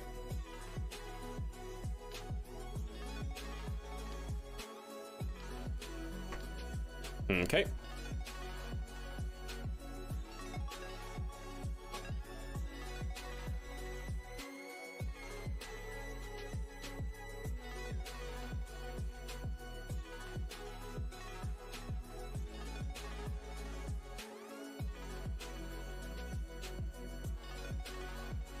Okay, I think that's it. Well, I need power generation for the trip home.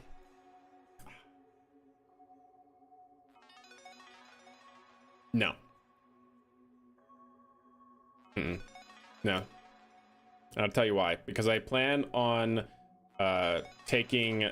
So we're going to have our CEV, our crew exploration vehicle, right? So this vehicle, but actually the thing that carries Kerbals to the moon, that vehicle will rendezvous with this one. Transferring Kerbals down. This is basically just being used as a common pressure vessel between the two vehicles. And then this will be used only for the ascent. Rendezvous back with the CEV there. Both craft will then go home to Kerbin. We'll separate, put the Kerbals in the actual CEV. We'll land this just to be able to complete the contract. And then that'll be that. But, so yeah, I don't plan on needing any electrical charge generation.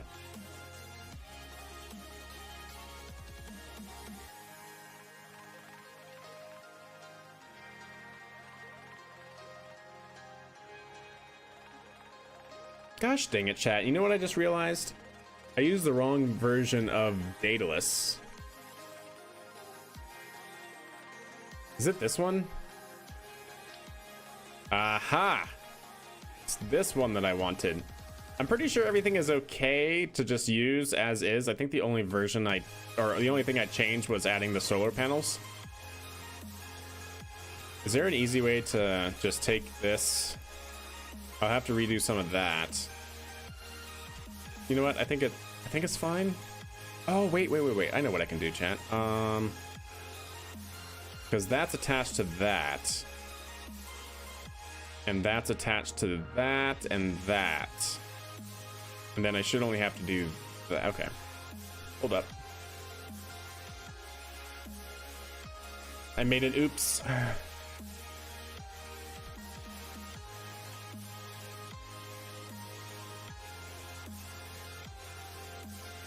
No. Why are you doing that? Absolutely not. You know what? It's fine. You know what? It's fine.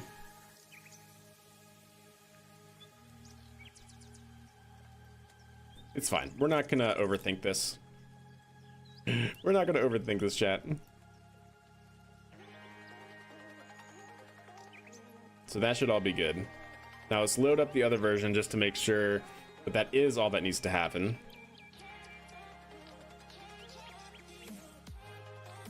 Yeah.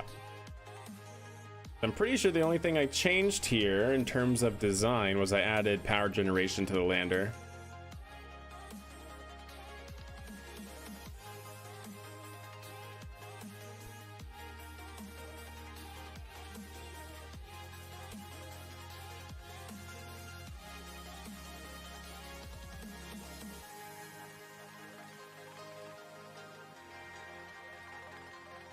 That looks to be the only change, so let's do that.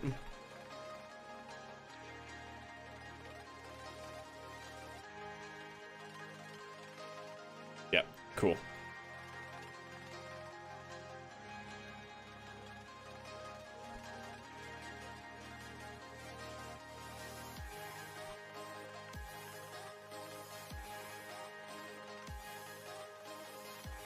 Okay.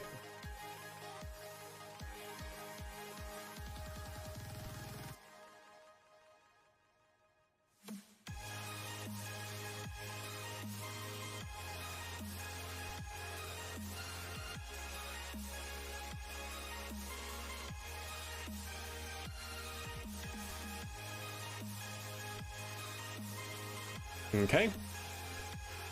Make sure we get this just to that point where it's not going to show the Mylar. There we go.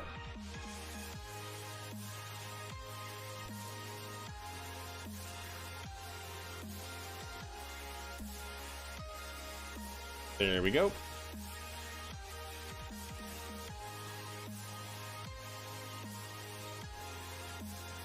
Okay.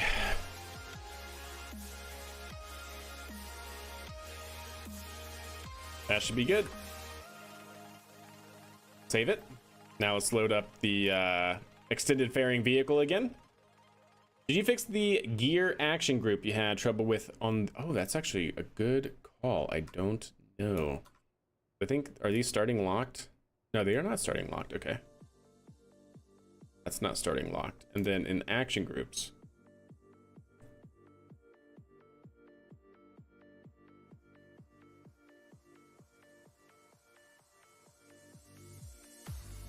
Oh, that's right. I have it on stage. Yeah, that's fine. That's fine. I just forgot that I had it set to stage. You know what? Yeah, let's actually get rid of that. And let's actually set it all to 1. So engage servo lock. Engage servo lock. Engage servo lock. And engage servo lock. All right, now it's on action group 1, which should be better.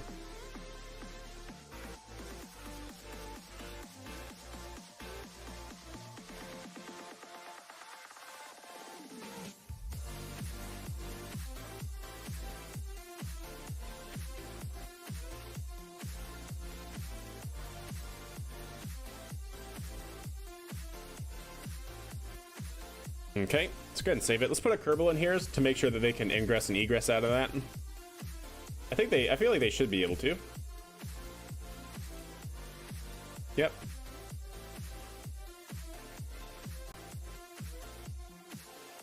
Oh, right. Push editor. Save. Launch.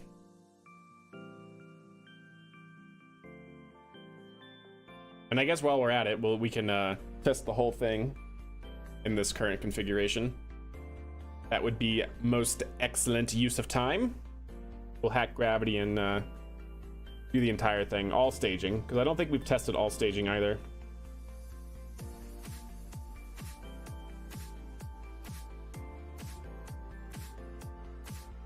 Has that always been like that? Might have to rethink our our placement there and re-strut it from here. But no worries. Either that or it's sagging, I'm not sure. But I guess with cheats on, hack gravity, turn that off.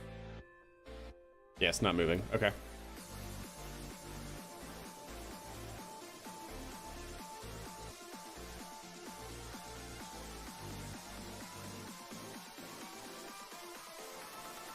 It's like we're landing on Minmus, chat.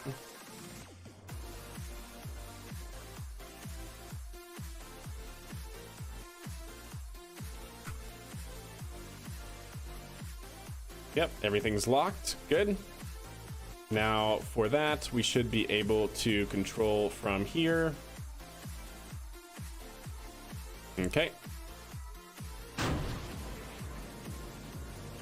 Good job there. We are much more stable. Yeah, much more stable. That's good. Then we should be able to separate. Then that looks good. Awesome. Then we should be able to separate.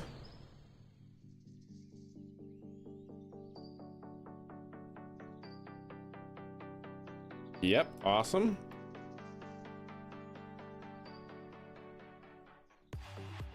And then from there, we should be able to deploy parachutes. Yep. And drop the heat shield.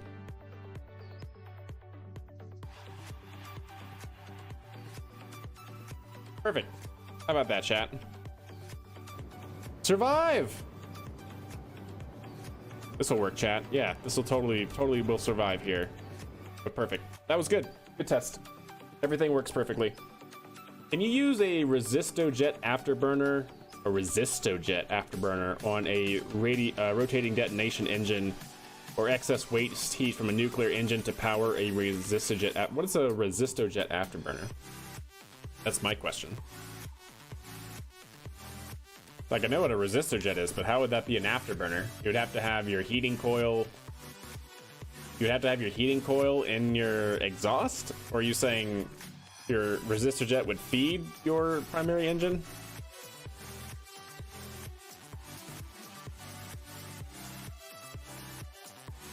I think there'd be too many losses there in comparison to just running your rotating detonation engine. Right before or right after? Yeah, that wouldn't really do it. That wouldn't really do much. The egress check. Ooh, good call. Holy cow. What would I do without chat? Will you upload this also? I most certainly shall. Thank you for reminding me. I'll probably upload everything tomorrow if I can remember to do so. But yeah, thank you for reminding me for that as well, Andy. I will try to get that uploaded. Yeah, I'll upload probably this one. I'll upload the blank version. I'll upload the 2 lifters I have as well. I'll try to get all of that uploaded this weekend at some point. Okay. Yes, what did I want to do? Egress check. That is what I should be doing. Oh, that's right. I can't do it.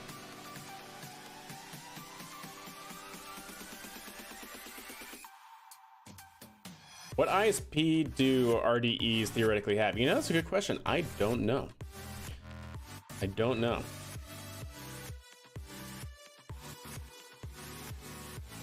Because, you know, technically speaking, in terms of specific impulse, it's always been tied to your exhaust velocity, right? So your exhaust velocity has always been with what's known as basically just typical combustion.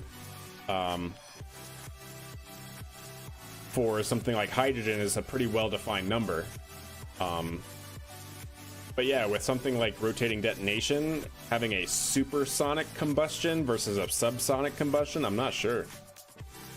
Yeah, what's up, Hawks? How are you doing? All right, egress. So we would be able to extend the ladder. EVA. Oh, yeah. Look at that. Imagine this the moon, chat. Oh, that was a little... Valentina, you good? You're not good? No, you're... Took a little spill there. There you go.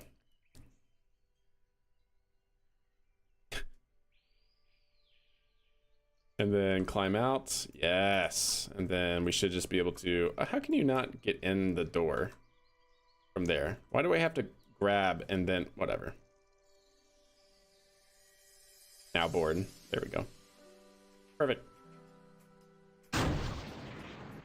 Attack gravity is turned off. Yeah. Okay. Very good, chat. We are ready. A very Kerbal small step. Yes, truly. Watch out for that last step. It's a doozy. Okay. So what I would like to do here is take you and move you in. Yeah. Just to make it look more consistent.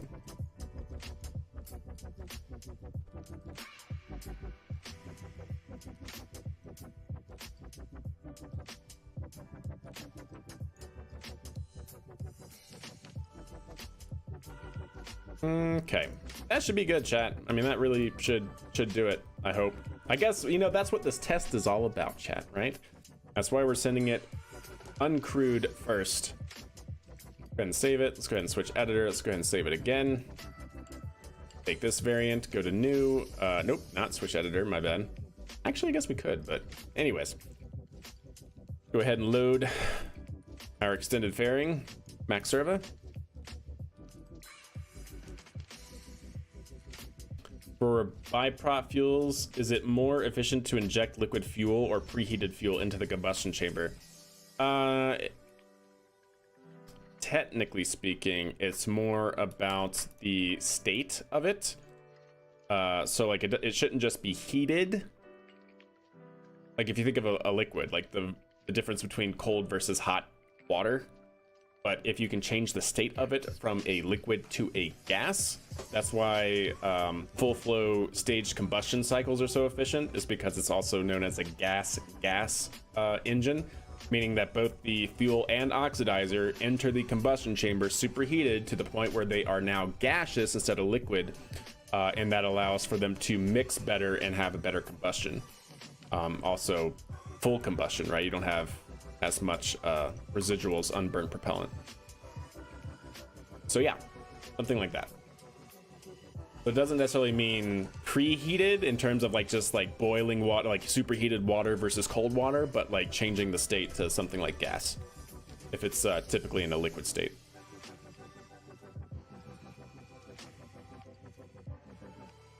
Okay. Yes. So this is the old version. Let's take you off. Save it. Let's open up the other one.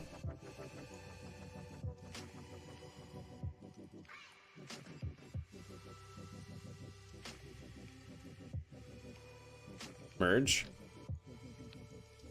Make that the root. Okay. Awesome. And then we just got to put it down a couple ticks so that way it fits.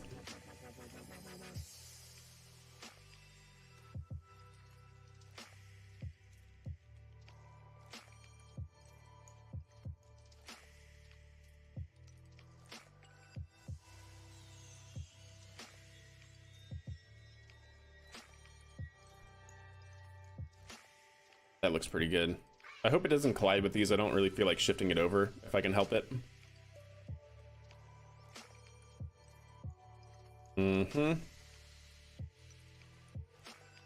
Okay.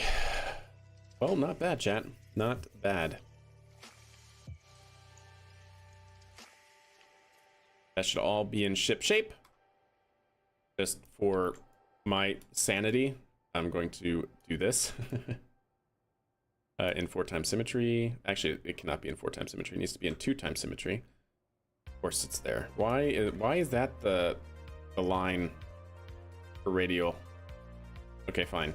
You know what? We'll just do 1x symmetry and we'll do it twice. How about that?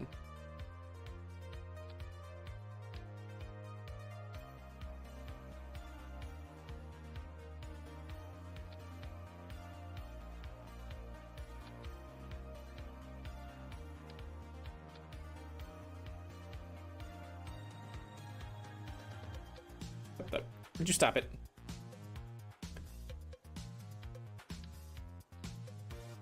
There you go. Perfect. All right, what could go wrong with that, right?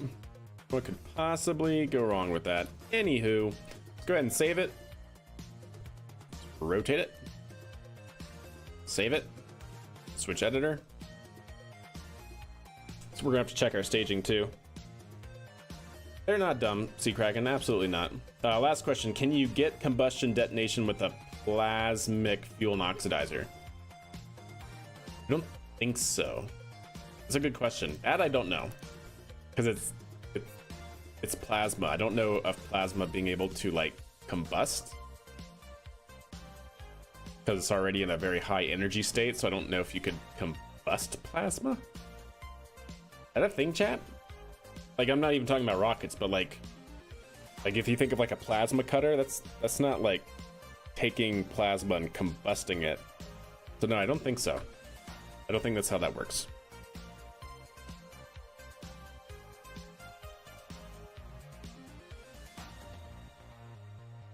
Okay, that looks good. Okay, I'm pretty happy with that. Go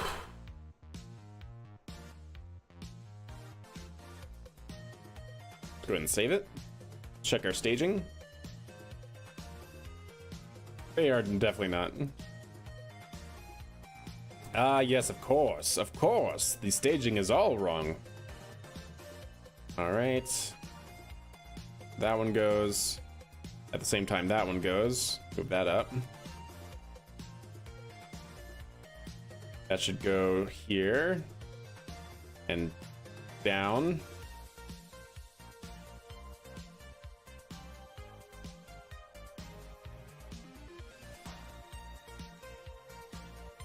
That should go before that.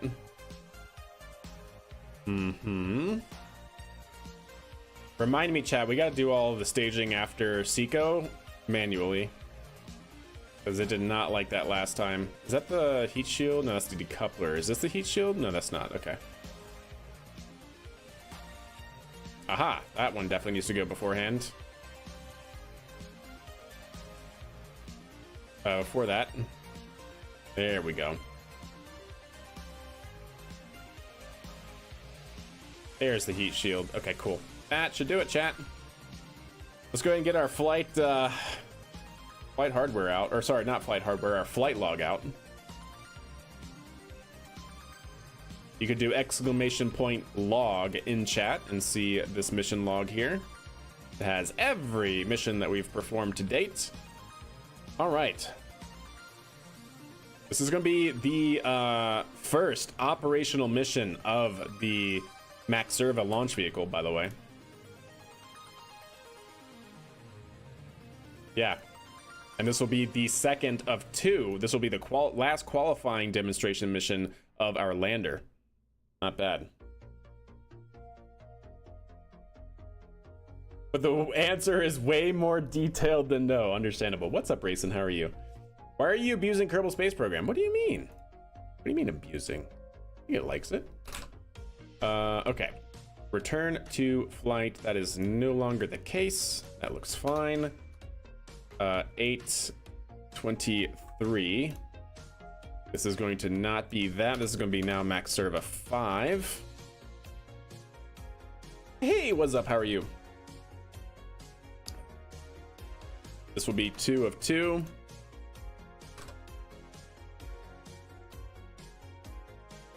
Okay, Maxerva extended fairing configuration. LP1, dataless MSAV.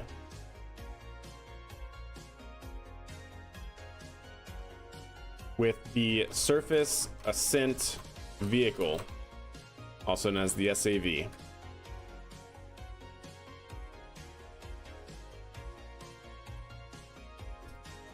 I need to check that. The Kerbuck price is going to be $199,693.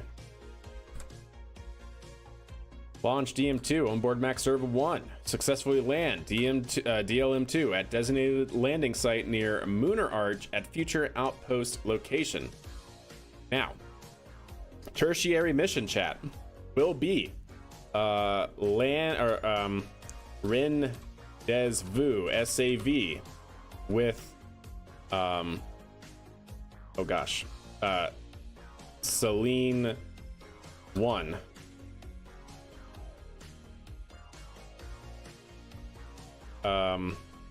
Return Selene 1. Wait, do I just want to do a flyby, or do we actually want to get into orbit? We could do either. Yeah, you know what? We'll see. We'll make that decision later. Rendezvous and dock with the Rendezvous and dock the SAV with Selene 1. That'll be our crew vehicle that's going to be just going to the moon, not landing on the moon, basically doing an Apollo 10 style of mission. Return S1 and SAV to Kerbin surface. It'll be a pretty ambitious mission here. It'll almost be like Artemis 2. Artemis 2 is going to be a pretty ambitious mission as well. I need to check the payload mass. So let's go ahead and save that, and let's load up the vehicle here just to check on the mass of our payload. 45 metric tons. Whew. All right, 45 metric tons. In fact, 45.1. That is more than I was thinking it would be. But hey, all right. Okay.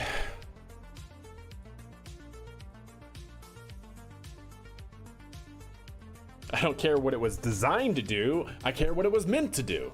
Wait, no, what it can do. That one. 10 landed, just ask Ed Baldwin. What's good, Turkey? How are you?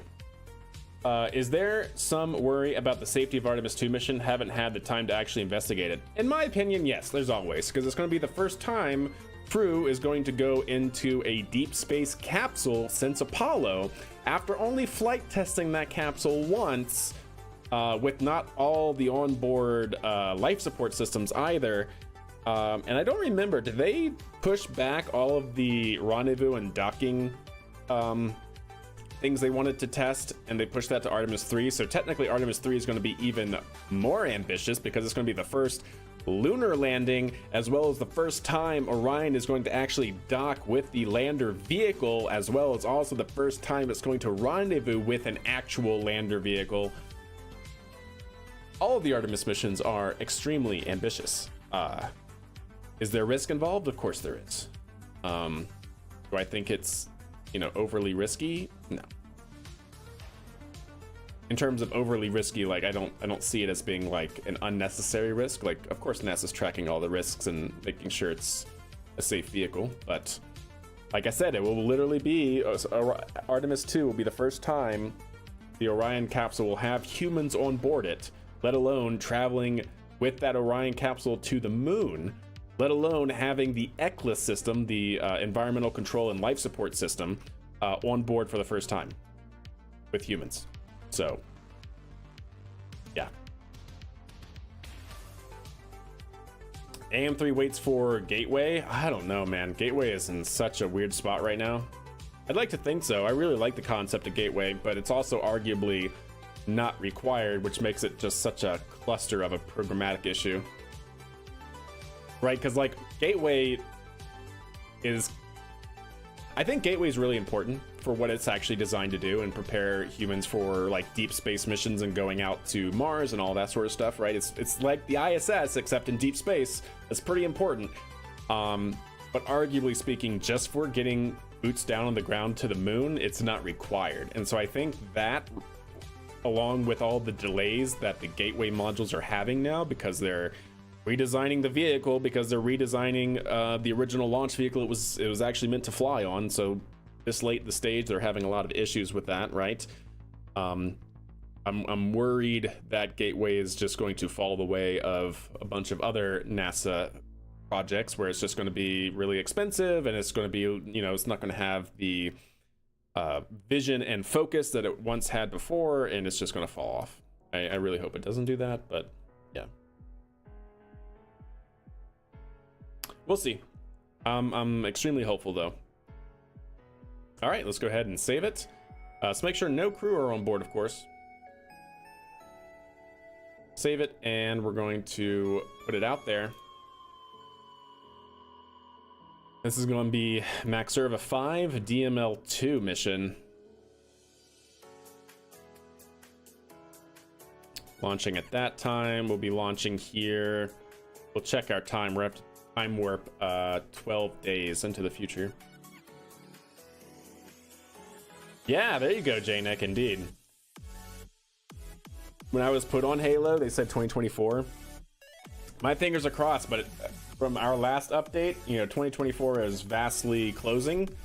And with the last updates about them having mass issues, significant mass issues, especially now that they're launching on a Falcon Heavy instead of SLS, which was its original design point, its original design reference mission. So now you're having to redo all of that to make it fit on Falcon Heavy. It's just such a headache to hear about that sort of stuff, you know. But we'll see. I'm certainly hopeful. Certainly, fingers crossed. Absolutely. Okay, so what day is it? Because we need a time warp. It's day 6, so we need a time warp another 9 days. So on day 215, we will launch. Let's go ahead and get that situated. I honestly wonder sometimes if SLS will ever fly again. Oh yeah, it'll fly again. I'm not really worried about SLS. SLS is... It's kind of funny to say this, and it kind of sucks to say this, but SLS is actually the only thing working right now for Artemis. Well, that and Orion, I guess you could say. Well, even our Orion is having issues with like its heat shield and stuff like that they're having to, you know, triple check and stuff before their next mission. But like arguably speaking, Artemis, or sorry, SLS is like the rock solid foundation. The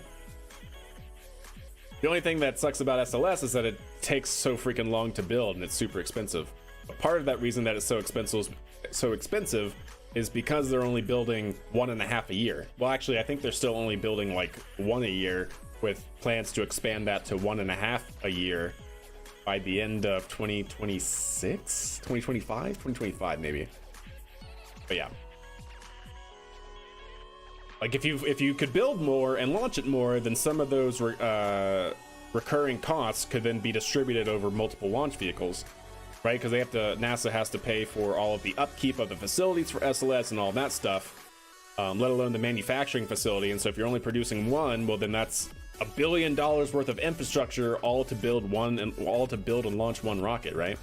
But if you could say build 2 or 3, then technically speaking, that could cut launch costs in half, because all of those facility upkeep and operations and all that sort of stuff now gets distributed across 2 or 3 launch vehicles. But yeah, it's yeah. Heavy was the original? Since when? I saw all those concept pictures of having Gateway launch on SLS. When was Heavy the original? That's actually the first time I've heard that, Turkey. I thought it was always supposed to launch as part of Artemis, because we didn't even have Falcon Heavy until when? Until 2019, 2020? When was the actual operational configuration of Falcon Heavy? I know Jim Bridenstine was pushing for, you know, use of more commercial launch vehicles and stuff, but I didn't think that included Halo at the time. Well, I should say Gateway, the first 2 Gateway modules. Halo and the power propulsion element. The manufacturing rate relative to commercial pace is what worries me. Yeah, it's definitely a little worrisome. 2018 was the first Heavy launch, and they had to do 2 or 3 flight tests. And the second flight test was a couple years after that, right? In like 2020? Yes, Halo and PPE, both of those, like combined as they are right now, are supposed to launch on Falcon Heavy. Or are you saying that Halo was originally slated for Falcon Heavy alone? Halo and PPE were for Falcon Heavy. Wait. All right, I'm sorry. I was spitting a whole bunch of things at you, and now I'm confused on what you're responding to. So I'm just gonna chill, and I need clarification. So Halo and PPE were supposed to always be on Falcon Heavy.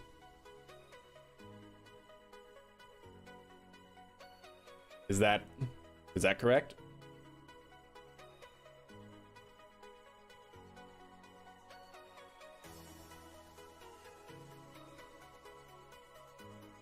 And is there any, like, I know Constellation, of course, is now old enough that NASA has all of that documentation basically open source, but is there any documentation for this for the Artemis program yet?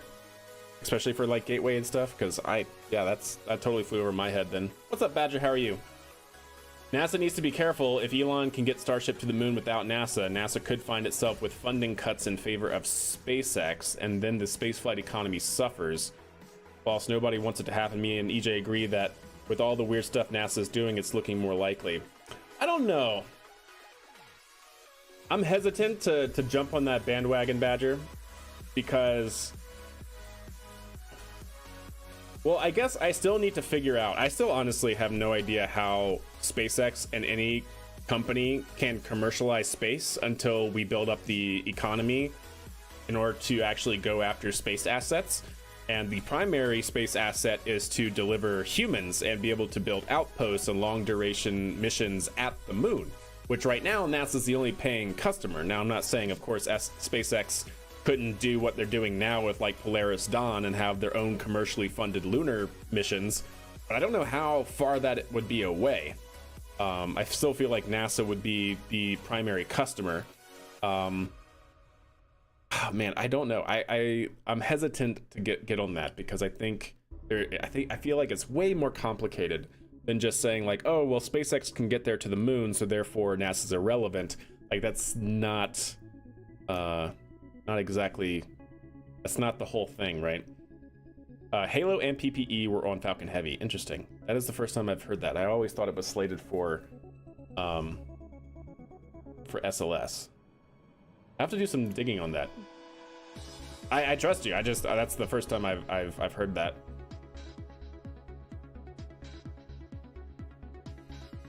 Let's wait for Starship to get orbital first with payload. Yeah, that's kind of what I'm thinking about as well. Because there's a huge difference. So there's a reason why, why. Here, let's jump into it real quick. All right, so there is a huge problem with Starship in terms of lunar missions, especially carrying people to the moon and landing them on the moon and all that sort of stuff, right? Why? Because at least currently there's no known integrated launch escape system. Now, I'm not saying that's not a solvable problem. Of course it is, but right now, you see that separation event on the hot staging. Starship and Super Heavy separate pretty slowly. Now they would have to, of course, do the analysis and make sure it's all good, that the integrated launch escape system could carry Starship away for safety. Otherwise, it's not carrying humans up to orbit. Now, it doesn't need to, because of course we have Dragon, and Dragon could be launched with people on board to then dock to Super Heavy and then go to the moon, right? But there's a huge problem with Starship Super Heavy right now, and we've seen this when we talked about using Starship Super Heavy to get to Mars. And that is still the refueling problem with Starship. Every single mission for the moon, at least under current understanding for the design reference mission, requires the HLS, the Human Landing System Starship, to be fully refueled before it can go out, land on the moon, and come back. So what does that mean? By current estimates, at least 15 refueling flights at the beginning, and maybe they can knock that down to say 10, 8, somewhere in there. But even then, if you can get, and we talked through the numbers here when we talked about I have a video on YouTube when we talked about using Starship for Mars missions, is that every single refueling mission, or well, I should say every single launch of Starship Super Heavy, even if you get the reliability of Falcon Heavy, because it's so many missions just to carry out the refueling, has I think like a 93% chance of success. Now, that's high, but that's also not great. And that's not a 93% chance of like failure, or of like success versus failure, but that's a 93% chance of being able to hit your original launch window before things slip. That's the whole reason why, well, not the whole reason, but that's one of the reasons why NASA did not go with the Apollo architecture of Earth Rendezvous. You guys remember the whole Apollo architecture was talking about, 3 primary differences in ways to get to the moon. The first one was known as Earth Orbit Rendezvous. You send up a bunch of your vehicles, basically like your lander and your transport vehicle, your crew capsule, on small vehicles like the Saturn 1B. They orbit and dock in Earth orbit, and then you ferry them out, you launch them out from Earth orbit to the moon, do your lunar missions, and then come back, right? The other one, which is what Apollo actually settled on, was known as Lunar Orbit Rendezvous. Basically being able to send both your lander and your capsule all the way out to the moon, where they can then separate from around the moon. One lands, comes back up, and comes back home. Then they also talked about Lunar Direct, which is basically you send one massive monolithic integrated vehicle on something like Saturn Nova, that could launch this massive vehicle that could do everything. send it all in one go out to the moon, land, and come back, right? So that's a problem with doing any sort of Earth orbit rendezvous mission, is that yes, you can simplify some of your architecture and reduce risk in that way, but inherently you make your operations more complex. Why? Because now you need 15 flights just to carry out one mission. So it'll be interesting to see where everything falls into place and how well Starship Super Heavy can actually function once it gets to orbit.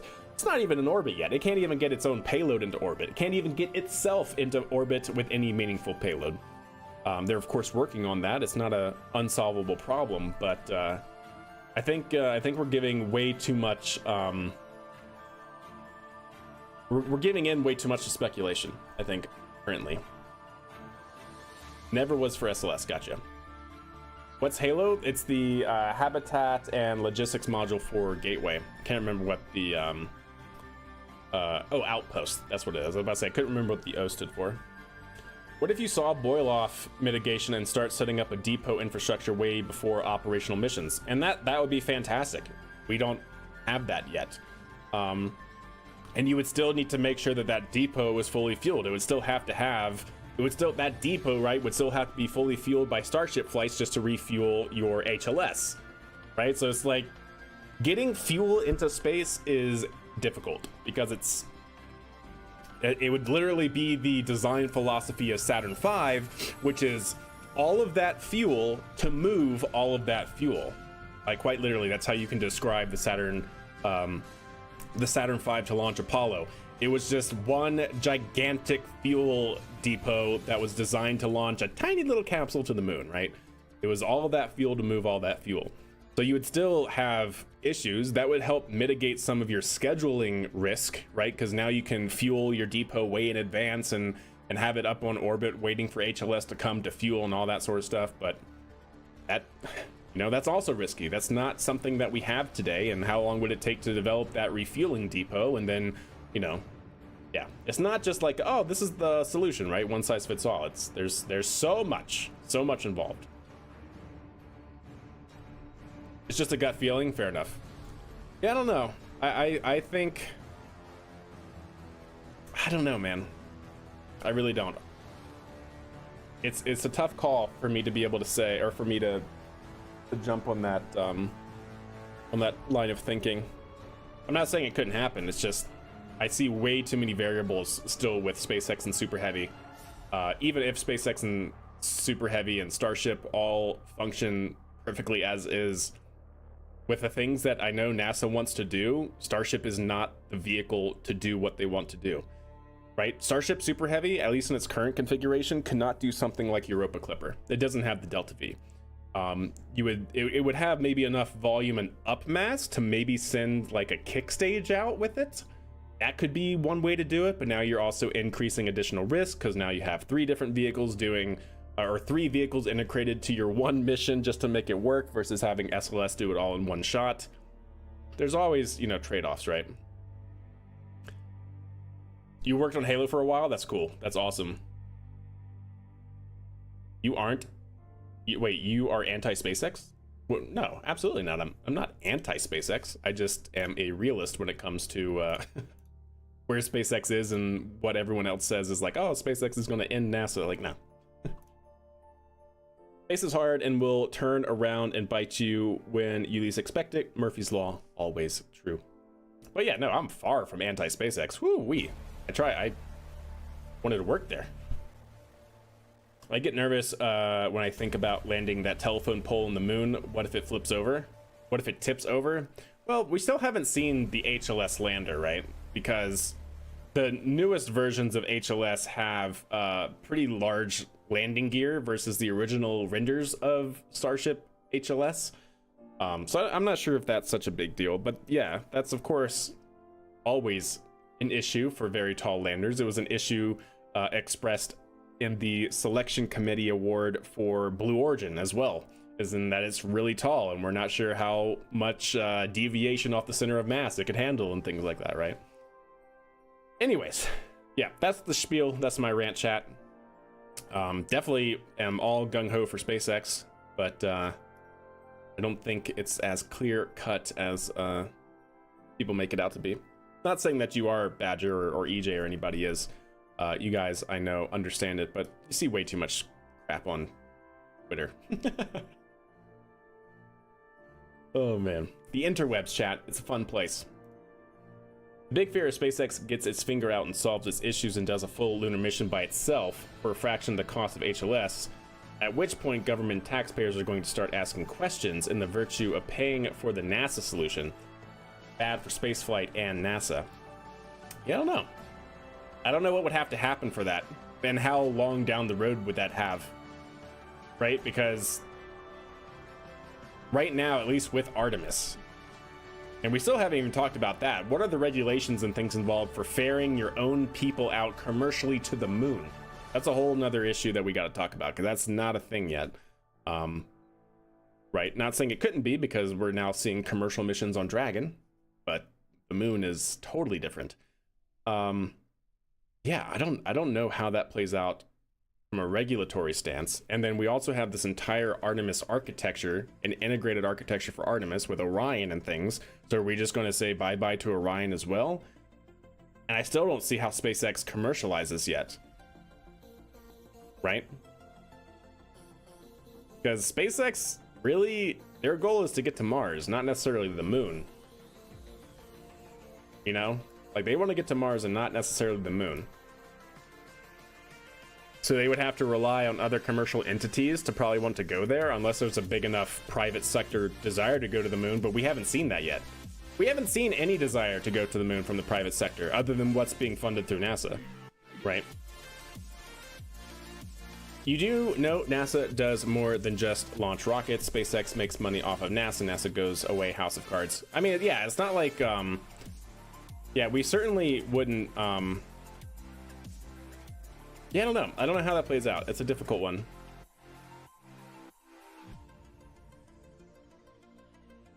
Oh, yeah, I see that being really bad if we ever just like said, yeah, SpaceX, you know what? Go ahead, do all of this.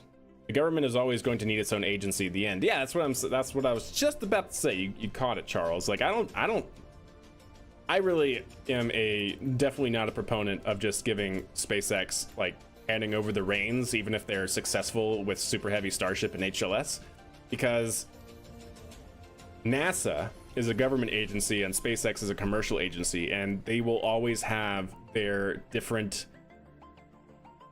variables that impact them, right? Like, NASA's impact is Congress.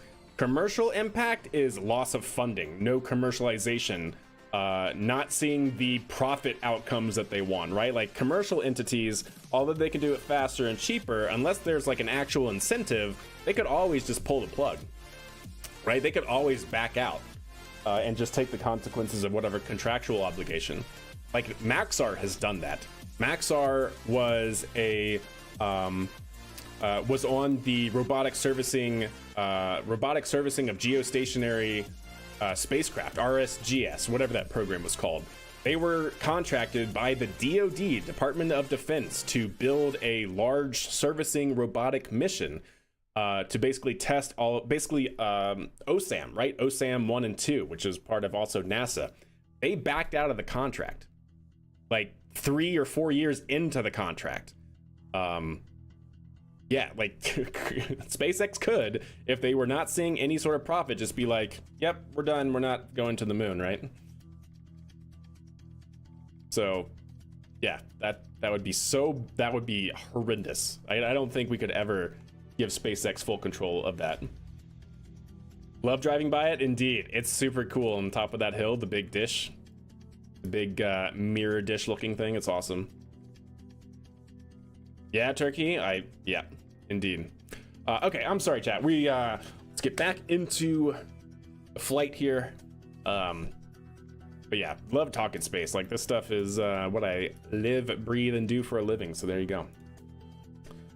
So yeah, we don't have to stop the conversation, but I'm going to see if we can't get this launch figured out. So we are going to be launching on year 2, day 15. At 35. T-minus 1 minute, chat.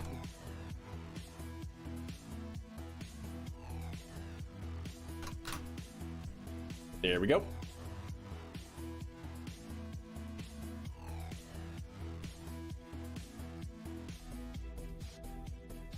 Well, that could be true as well on capping. And yeah, that would be horrible for spaceflight, no doubt. I guess would like to think that that will not happen. And I don't know, like, can that happen? Because like SOS is technically on, you know, is built into law now. Like, I don't know how that plays out. How Congress would back out of something like SLS, which is now divided amongst like 83 different major primes or something like that across like 43 states or something like that. It's something stupid. Like, I don't know how they do that. I don't know how they say, yeah, SLS is just done.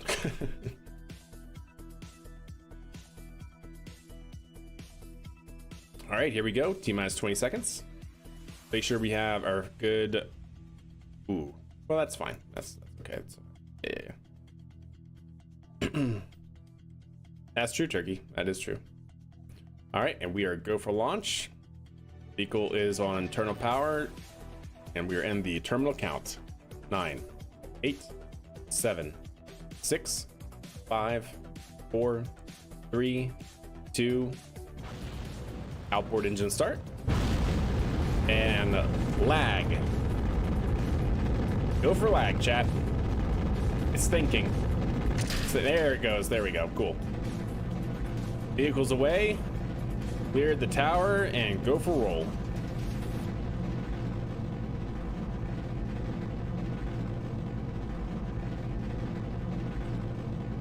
NASA doesn't want to be in the rocket business forever. Whoa. What's wiggly, chat? And why? It wasn't doing this before.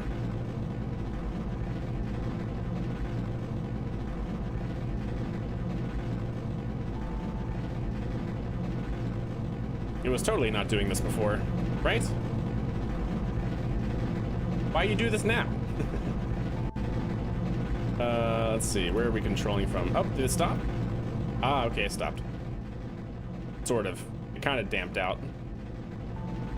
It wasn't doing that before. What changed? Literally, we just flight tested this and it didn't do that.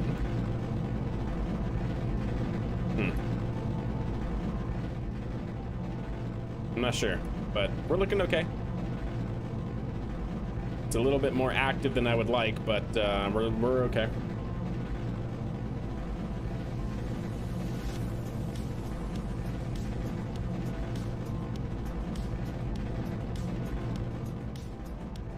All right. Vehicle should be throttling up.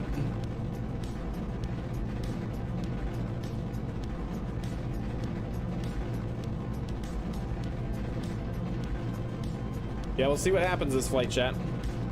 We'll see what happens. Yep, there we go. Throttling back up to full rated power of thrust.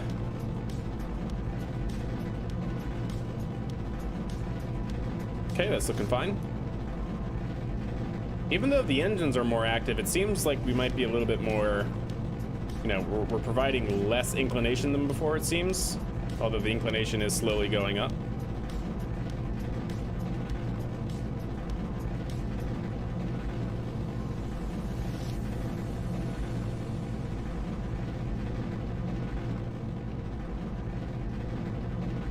Okay.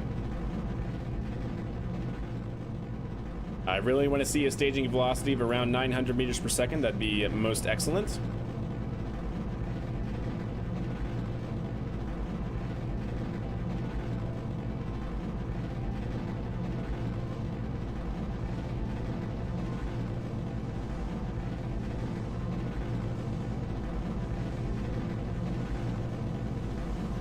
What's going on in chat?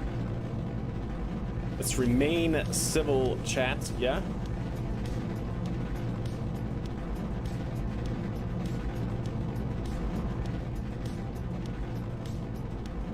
Ah, why is it so wiggly? What is so wiggly about this rocket now? It literally was not doing this beforehand. We have a good staging velocity.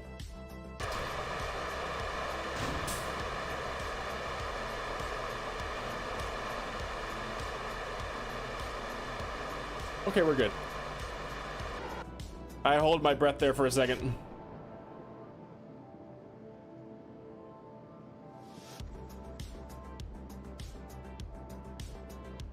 All right, let's reel it in, chat. Reel it in.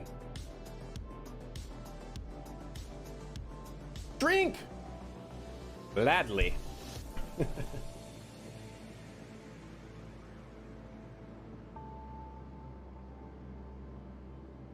There's no need to be divisive over spaceflight. All right, we're looking good. Vehicle, we have a 1 kilometer per second of delta V. Should be tracking our desired orbit of around 90 kilometers. So once we get a little bit higher, we should start pointing down towards prograde. And yeah, that should be good. Was it a bit dodgy? It was a little bit dodgy, yeah. Yeah, Captain Failure. Yeah, it was a little bit dodgy. A little bit.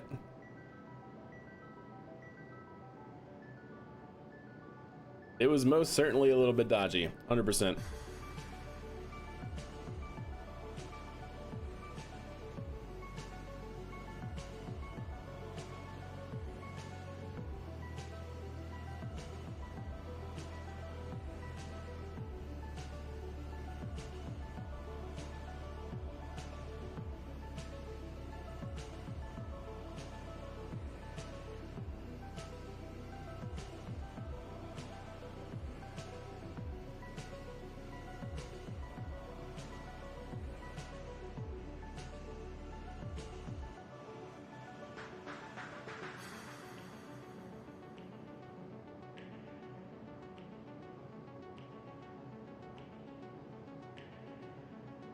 There we go. Looking good so far, chat. Hey, what's up, Boas? How are you? Are the baguettes on your SUV locked out? I sure hope so. Yeah, we're good. Yeah, I have cross feed turned off, so we should be fine.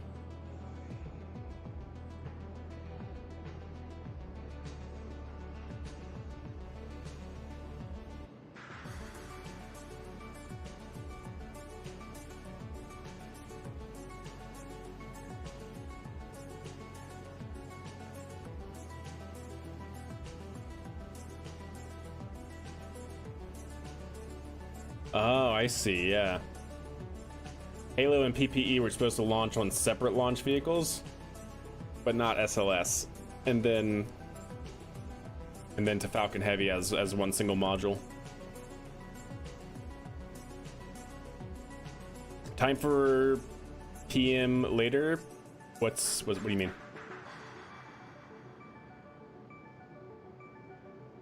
Private messages? Certainly. Always open. Always open.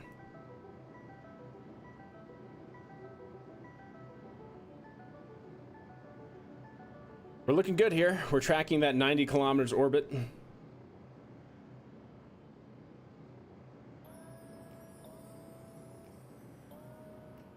That's looking pretty slick. And we should still have plenty of delta V. We'll have like another 100 meters per second. We'll probably have this vehicle. Well, we actually might be able to use 100 meters per second of this vehicle and just leave it up here. That should be good. And how much monoprop are we gonna have? Well, it's still showing me the monoprop here. We're gonna have a lot of monoprop though, which is good because we have to complete that contract. Yeah, build a new outpost, have a facility supporting at least 5 Kerbals. Oh, chat. Oh, well, we're missing that one.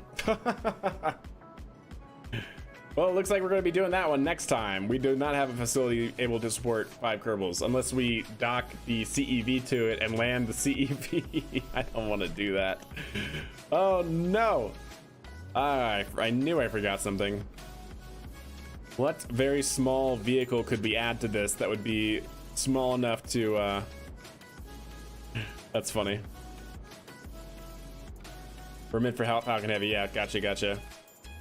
What was the reason for combining both on the same launch? I don't know. I think just the fact that you you can, which simplifies some of your in-orbit logistics, right? Your in-orbit operations are simplified at the arguably the expense of more complexity in your launch vehicle, that sort of thing. But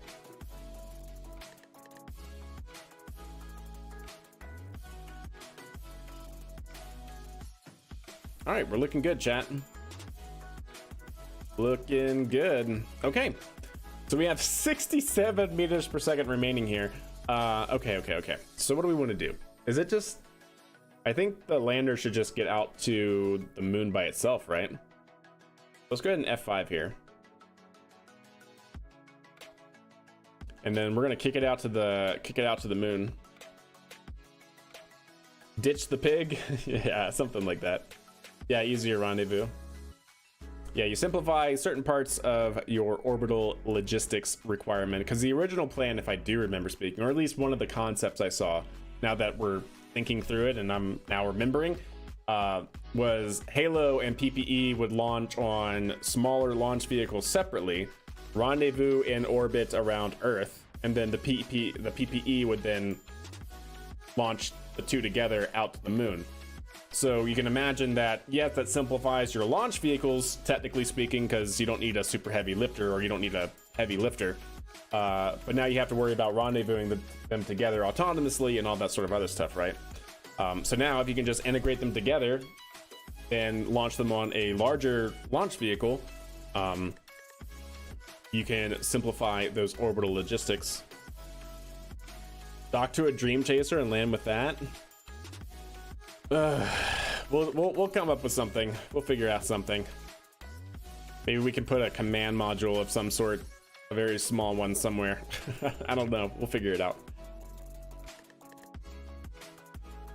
Or you know what? We could actually maybe take one of these off and put another module here, and that should actually balance it.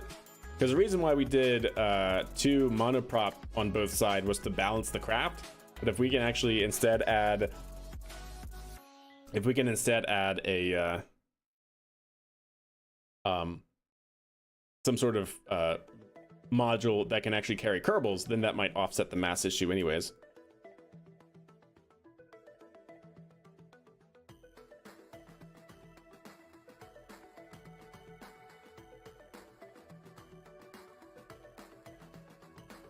Yeah, I just can't believe the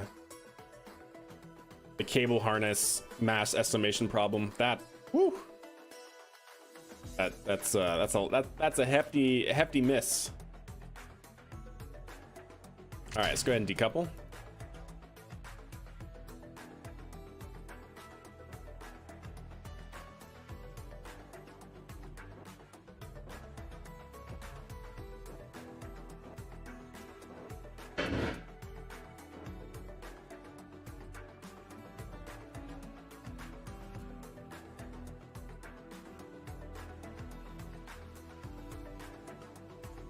All right, so that's away, chat.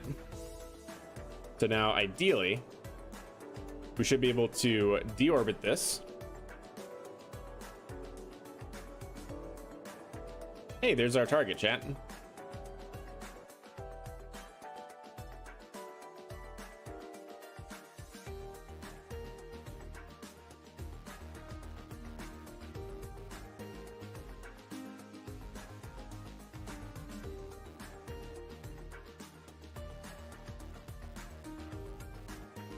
Okay. All of the lights, chat.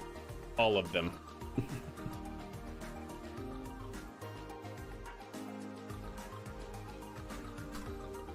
Okay. Very good. So how much Delta V do we have? 2,000. Awesome. Or 1930. But make up your mind. 1930. Okay. I can live with it.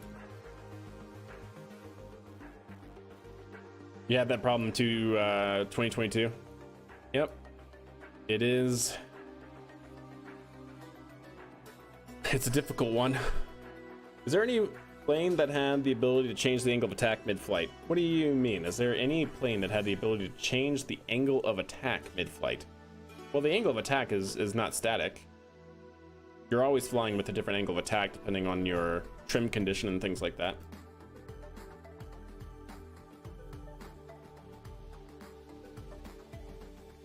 Like if you slow down and you're changing your thrust output, you're gonna have less thrust keeping the nose up, so you might have more trim condition, which means you might fly at a higher angle of attack. Like the wings? Oh, like you mean having the wings like swivel and give a different angle of incidence? I don't know of any off the top of my head that do that for the main wing, but there are ones that do that for the horizontal stabilizers. There are a lot of airliners, actually, a lot of large airline craft. Like I think the Airbus does it. A321 horizontal stabilizer. I'm pretty sure, yeah, see it? So like this, the horizontal stabilizer can actually completely angle itself for different flight conditions. And you can kind of see here, this is the angle that it can sweep.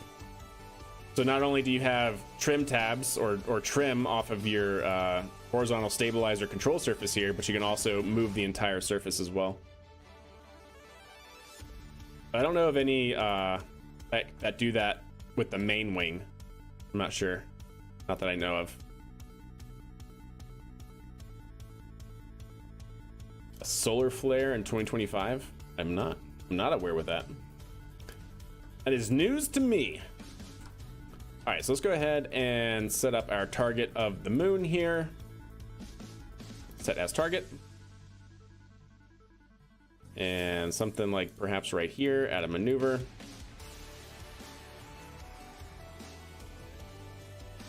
Might have to drag it because, yeah, it's going to shift in that amount of time.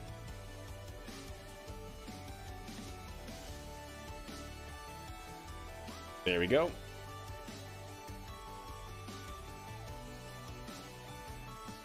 Get a free return trajectory set.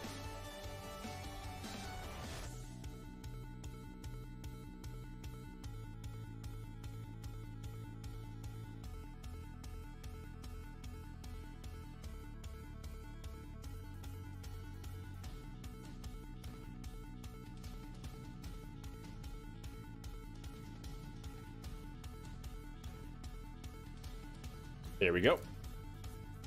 145, and then we'd have a free return down to 32. Pretty good.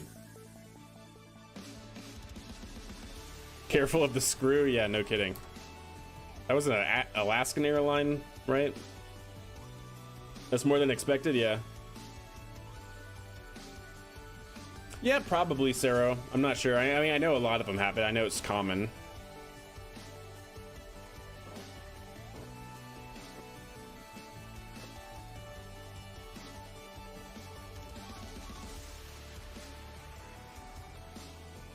All right, we'll go ahead and, oh, you know what? I need to actually make sure we're controlling from here. There we go. Because I need to actually use that and aim. Get ourselves lined up.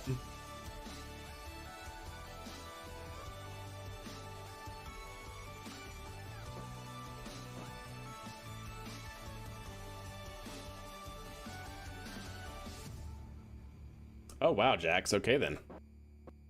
That's pretty crazy.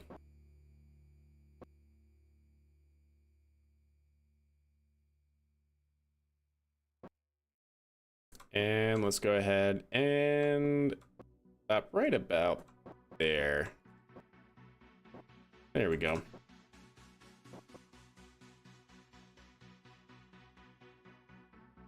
All right. We should be pretty much in line to start our burn. You know, one thing I wanted to make sure though, is this fine? Is this turned off? Enable crossfeed. Yeah, we're good. Okay. So that should be turned off. Good. All right, well, let's go to the moon, chat. Yeah. At a variable angle of incidence. Interesting. Okay, okay. That's cool.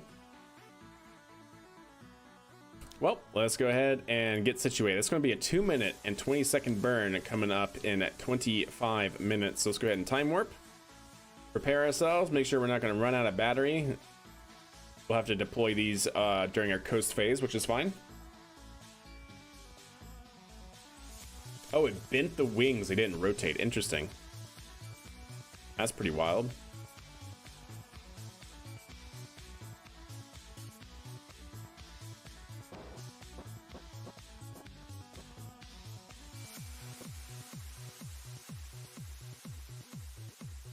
All right, there we go. So once we get this burn towards the moon, we'll then switch over and launch our CEV.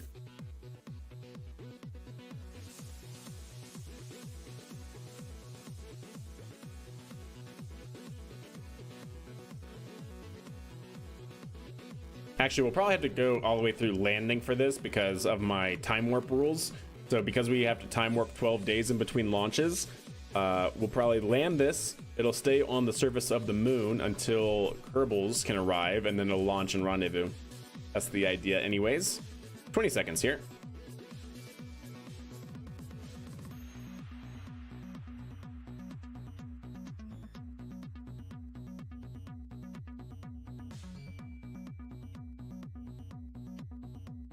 Okay. Go ahead and settle the tanks. And engine ignition. Oh, stand by. Yeah, I forgot I have to do this manually. There we go.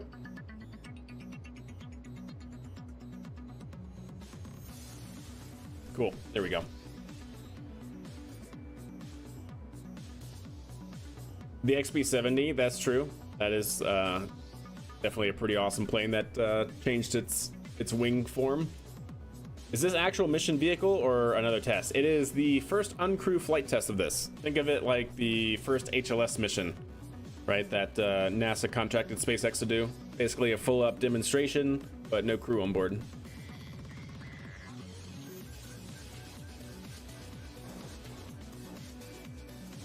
Try and make sure we stay roughly in line with our maneuver here. Doesn't need to be perfect.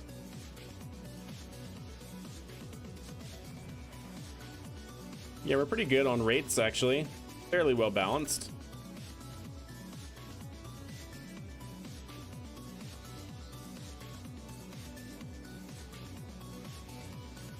And we're looking good.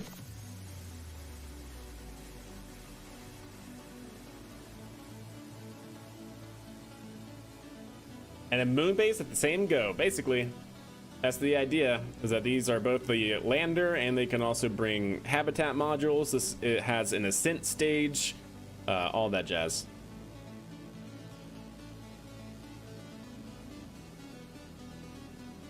Interesting placement for the engines. Oh yeah, indeed. Yep.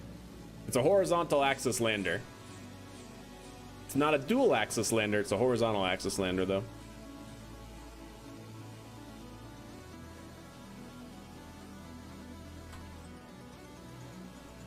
Looking good. It looks so goofy with the monoprop tanks here. You know what, Chad? I could actually drop them since they're not doing anything for us. I only brought these monoprop tanks here to complete a contract, but we forgot one part for the contract, so it's not even going to help us.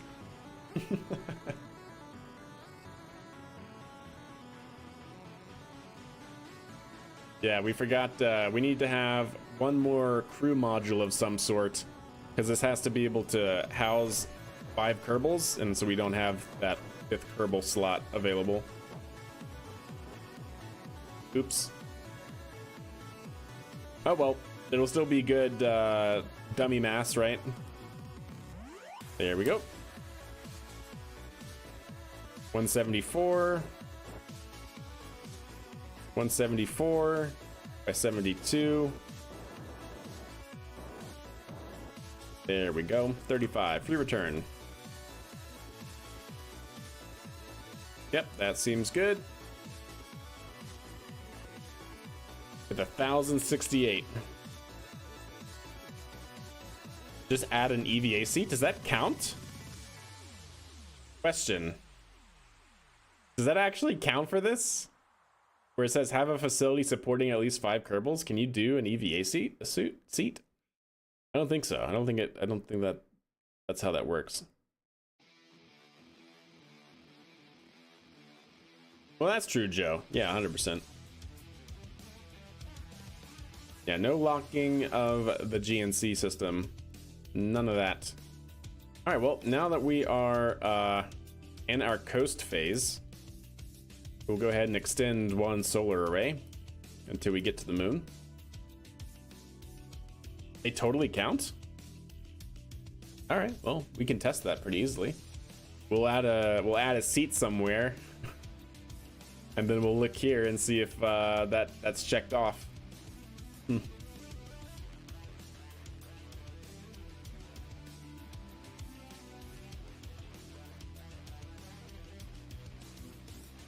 You could fly a capsule out. We could do that.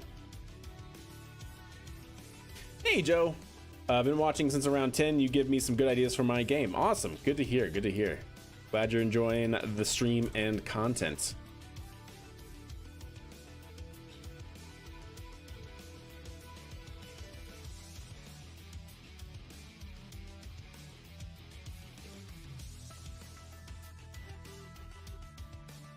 You're so smart. Indeed. I didn't think that that would count, but I like it. Oh, the expandable docking ports also count when they are expanded and you switch to the vehicle? Huh. Okay, so it's not as hard as I was thinking it might be. So that's good. So yeah, our next mission, which will be the first crew down onto the surface, we can do something like that. There's not a command seat there, Andrew. Unfortunately. Yeah, so unfortunately, you know, we'll still work with this as is, because it's still a meaningful flight, even if we don't get a contract done. Make sure we're going to be power positive here.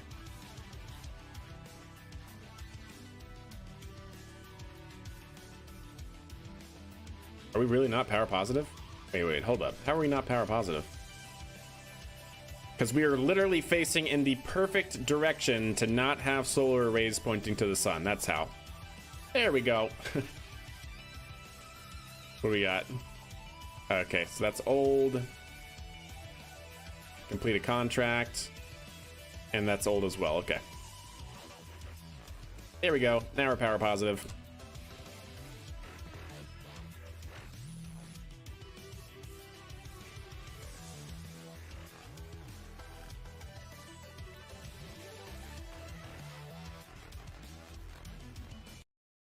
All right. Yep. Looking good. So next will be the capture around the moon, and then hopefully from there landing onto the surface. That's the idea anyways.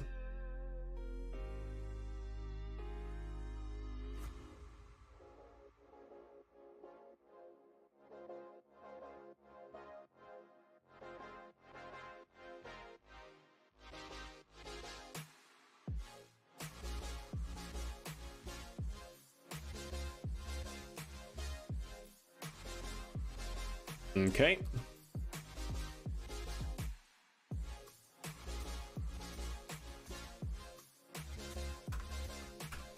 Good. We're documenting as we go. All right, so let's see. We're gonna have to do a little bit of an inclination change.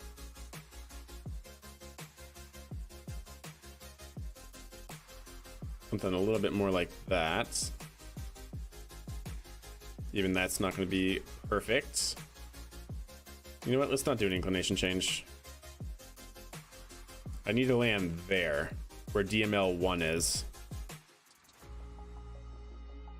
Okay.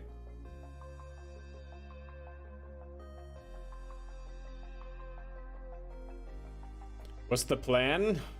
I don't know. I was just thinking that. I was just thinking, you know, worst case scenario, I'll just fly them off and have them crash into the moon just to get rid of them, but I'm sure we can come up with something. Maybe because they have so much fuel left over on landing. This one maybe not so much, but maybe we can set up a refueling system and reuse them in the future. Either that or just have them launch and land somewhere further away so we don't have a whole bunch of parts.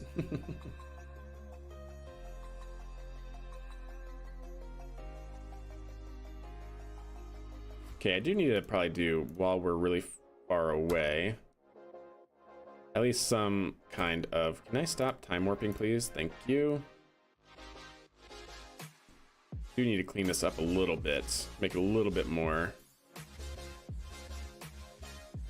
Even if we don't clean up the inclination there, this should be better.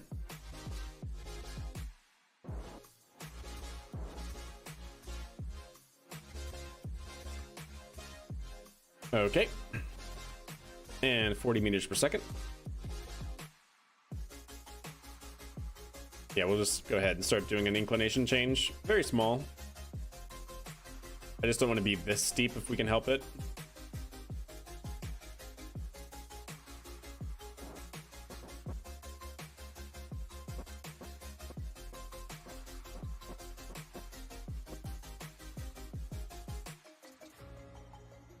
Okay.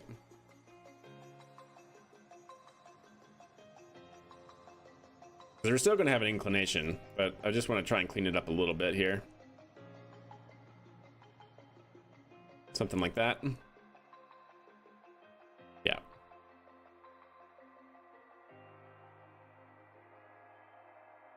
Because then we should be able to make it do something kind of like that here.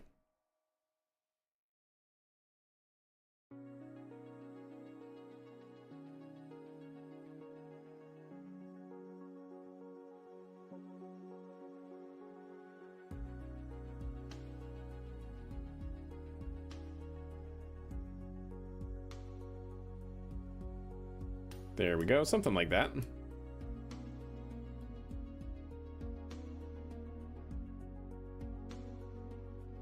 Because that's where I want to be. Yeah, that seems fine. So that'll be 280 to circularize there. Okay.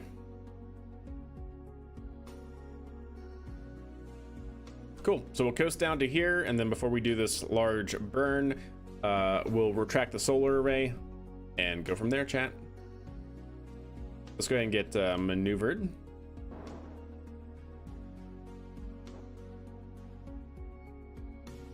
I really like how this vehicle came out, though. I think it's pretty slick.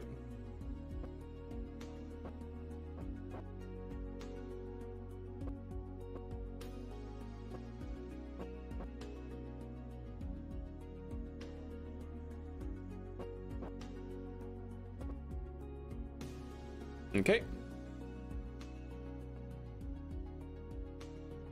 What's the plan? Oh yeah, we already covered that. Yep, I'm not sure yet, Andrew. We'll see. We'll see. We'll see what we're gonna do with all the landers, because each lander is like 300 parts. Yeah, 303 parts currently with this lander. Granted, the ascent module will reduce that some, but not by a lot.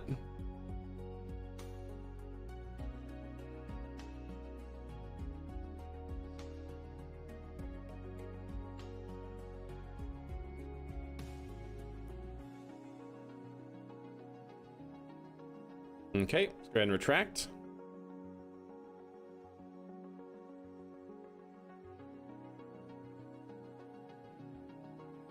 Yep, that's hibernation on. Good.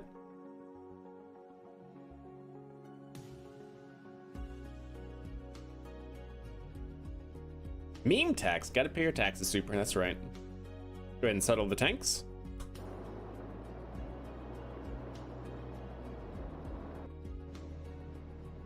There we go.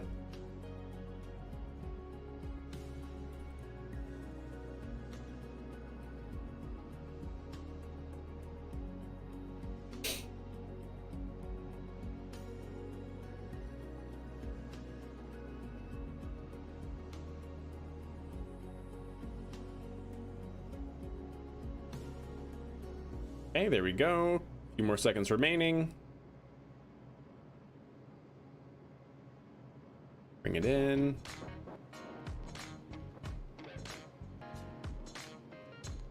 And shut down.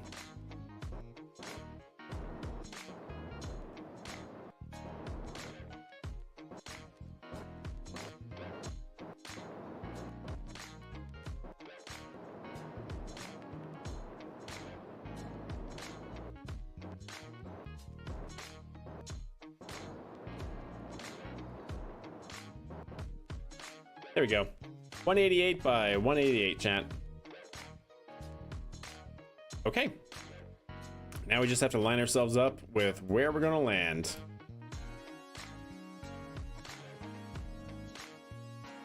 Well, that's where we want to land. Ideally not on the dark side. Ideally not on the dark side of the moon. We'll wait for that to rotate. It's gonna have to rotate all the way around, though. Okay. Let's go ahead in the meantime, since we're back into our coast phase, extend the solar panel.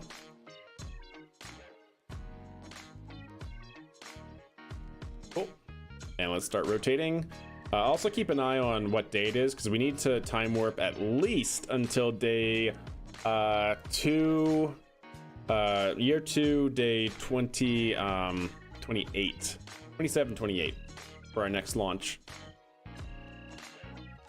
So we'll keep an eye on that. I'm pretty sure we can get this landed before then, though.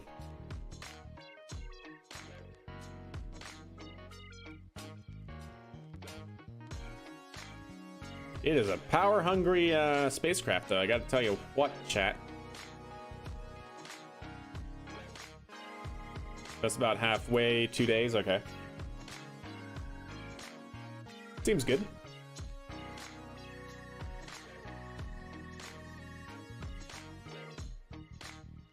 We have 771 meters per second delta V remaining. That's cutting it close, chat. That is cutting it close.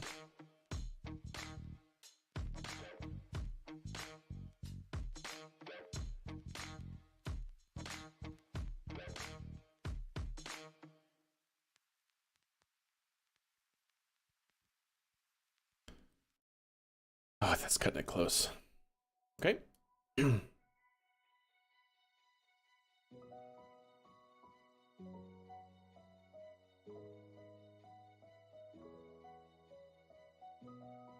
Cutting it close is your middle name? I don't know, is it? Not that I ever knew. Not legally. Dun, dun, dun, dun, dun, dun, dun, dun. All right, stand by. For this, how much time do we have? 5 minutes, okay. Okay, let's see something here. Test hover slam.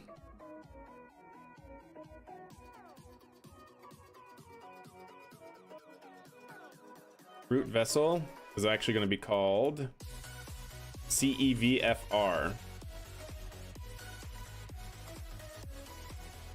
CEVFR. Mission parameters. Don't really care about control. I don't want it to control it. I just want it to landing site. No. Don't care about landing sites. You know what? Let's make another one. We're just gonna call this hover slam calc, or even just time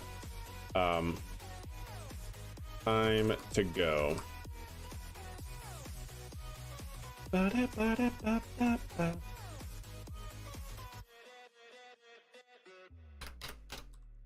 Define time to go.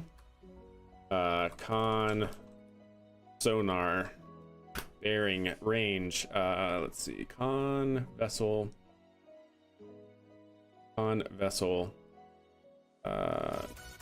Actually, if I don't even. Yeah, okay.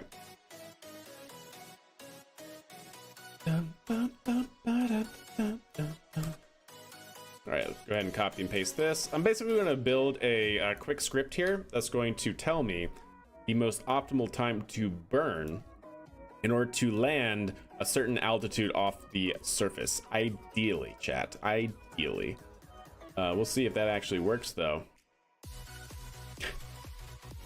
Calculate landing burn time.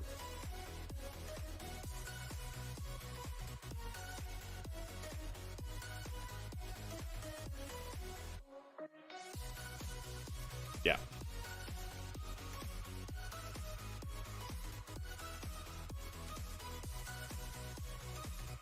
Yeah, I don't even think I need mission params.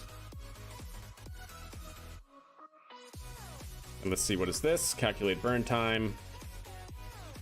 Get drag. There's not going to be any drag on the vessel, so that's good.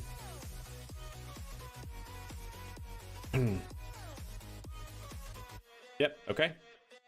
This should basically be calculating at every time step how much thrust our engines can actually output versus how much thrust we need to basically land.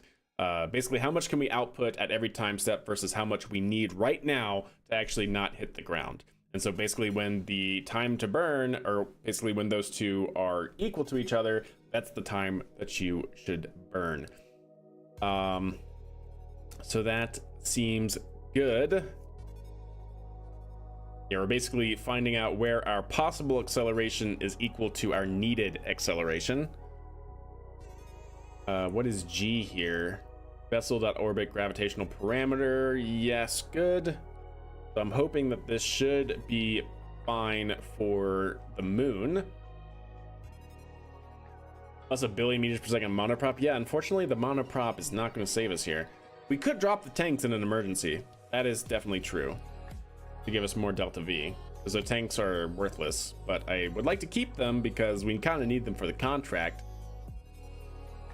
Just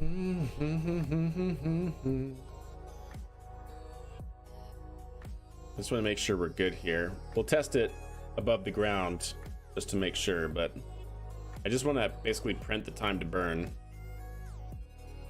I think that's really all I want to do. That way I know when I should ignite my engines. And that should be at 95% throttle.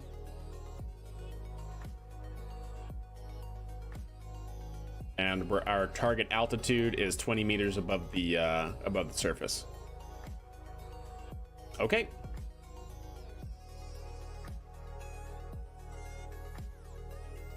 I am sure hopeful that this is correct. Wait, so where is our acceleration coming from?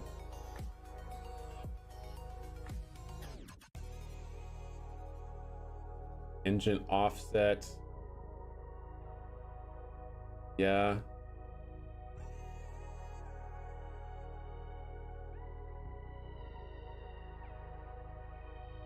Yeah. Okay.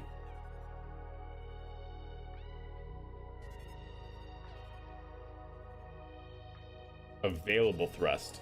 So available thrust should only give us the thrust of the engines that are active. So I'm pretty sure that's correct. Okay. Yep, let's go ahead and start our burn. We're slightly over, that's fine though. It's not, doesn't have to be perfect.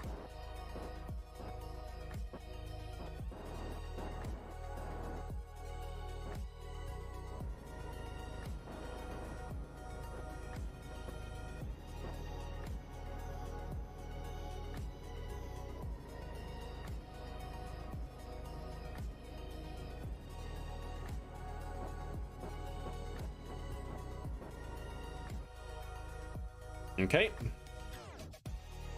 Very good. So let's go ahead and see what happens here. I am going to F5 just in case. And we can go ahead and probably retract. Probably should have done that before the burn, but that's okay. Okay, that looks fine. OBS disconnected. Why?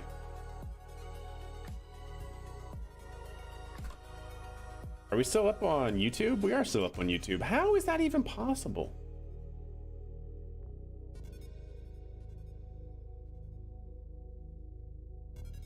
I don't understand how YouTube, so it has to be Twitch ingest servers then. Cause like, is YouTube still good? We're still up on YouTube, it shows. It really does just have to be Twitch. How odd.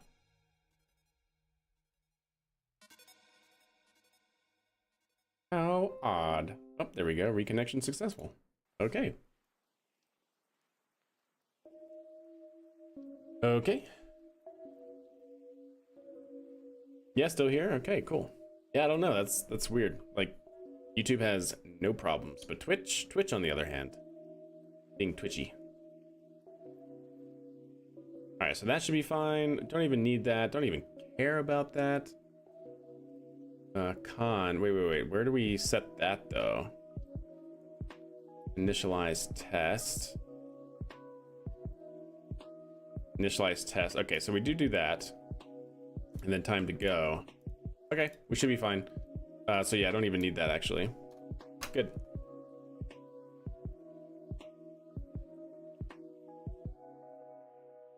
Okay, let's go ahead and do it.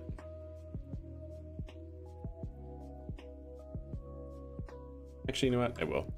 I'll do it just for the sake of keeping that correct. Even if we're not using it, we can still do this. There we go. All right.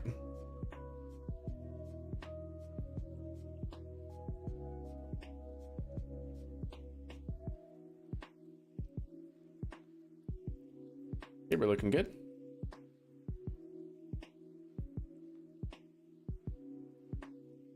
So 129, cool. Let's stick this into a while loop. Yes, I know, while true. How horrible, I understand, but I just want it to continue going forever.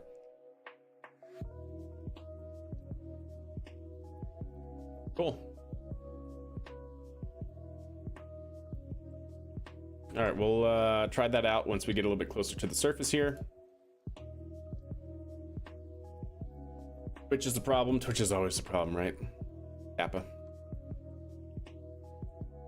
Okay. Go ahead and F5, and let's go ahead and time warp down a little bit closer.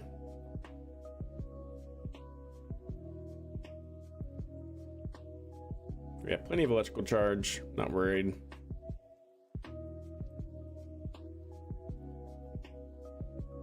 Okay, this is fine. We're upside down.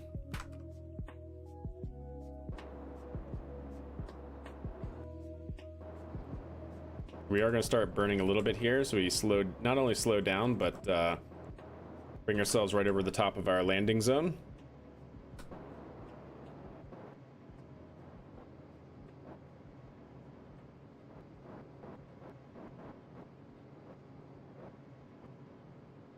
Gosh, I'm very nervous here, chat.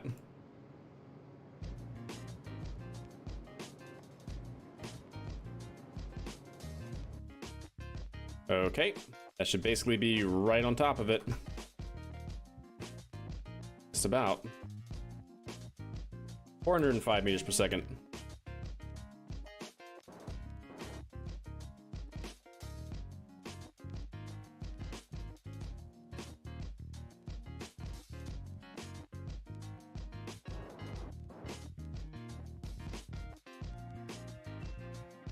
All right, I will keep this up over here so I can see it.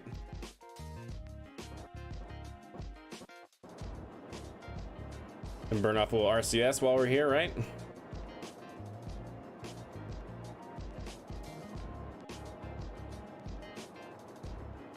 We're at 60.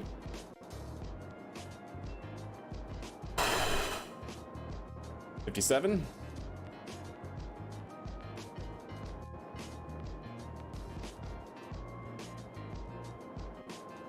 God, are we actually even gonna have enough Delta V here?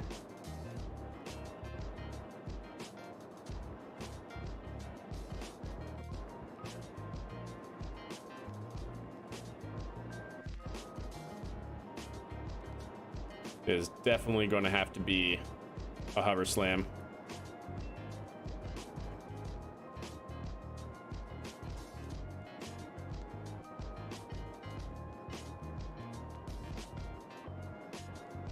We're at 28 seconds.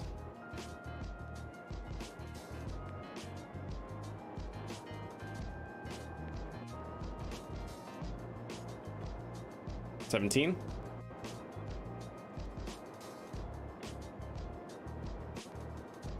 11 seconds. We do not have the Delta V here. All right, I'm making a quick decision.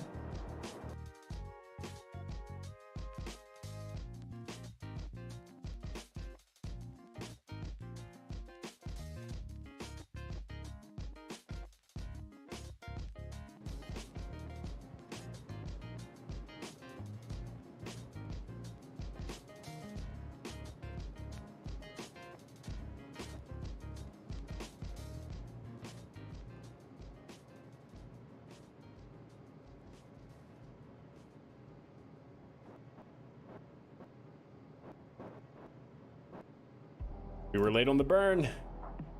We were late, chat.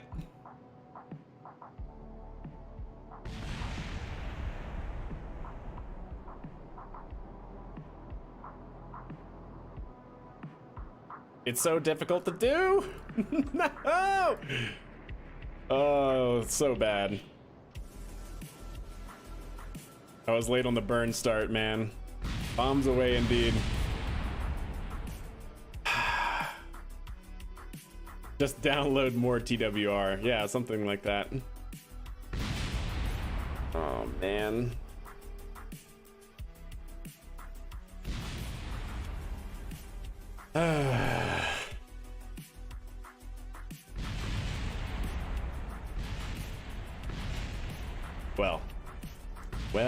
Well, chat.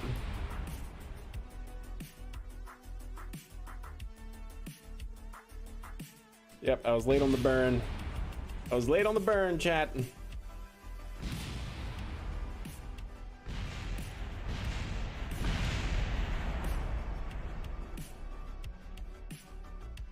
Yeah, the better sheet lander, indeed. That is exactly what occurred. What a lovely lunar landscape. Yes. Well, we'll take some pictures here for evidence of what occurred. No, it's not. No, it's not.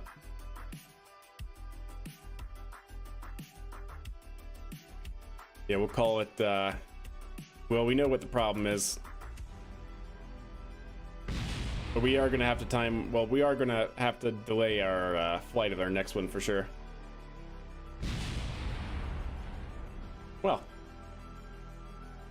you innovated a means of creating high-grade ore. Yes, of course. That's exactly what I was thinking. Anyways, oh, the lights still work, chat. Lights still work. Man. So the Delta V is lacking. Okay. How do we fix that?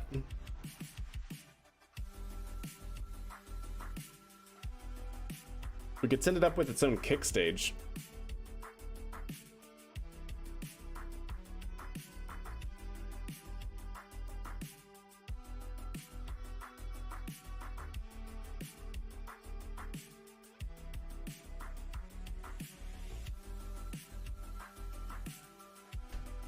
Could send it up with its own kick stage.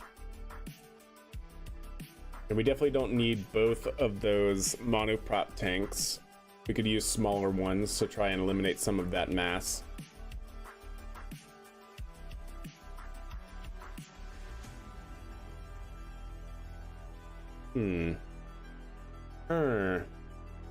Kick stage could work indeed.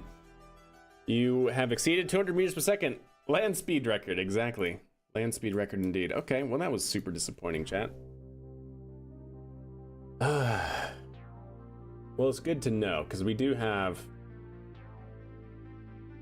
a lot of mass riding here. That capsule alone is like 11 metric tons.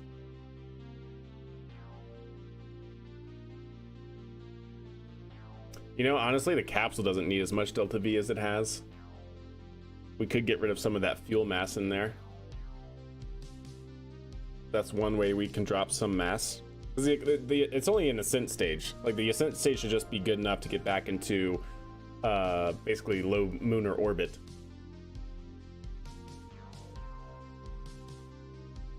Could have a kick stage attached to it on one side as well if we have room. Oh man, it's tough. It's tough. Well, anyways, chat, let's go ahead and time warp the rest of the days and we'll get our CEV mission. Let's go ahead and get our flight log out as well. This was a complete success. No, this was a failure. Yeah, we're gonna time warp to day 227. Go around, there we go. Complete failure. Vehicle had insufficient Delta V to land with full payload mass. Dropping tanks in flight. Provided needed Delta V, but started landing burn too late. All right. Not a failure. We got so much data. According to our two here, we definitely failed. We were supposed to successfully land DLM-2 at designated landing site near Moon or Arch. So yeah, because of that, complete failure. If we had gotten these two, but then failed to do the tertiary, that would have been a complete success. But yeah, unfortunate, we still did in fact fail our objectives for that mission. Okay. So we're good to go for our next launch here, though, I do have to say. You didn't say soft land. I kind of did, though. Kind of did. Successfully land DLM-2 at designated landing site near Moon Arch at future outpost location. Successfully land. I mean, I see what you're saying, but I would still argue that's not a successful landing. Okay.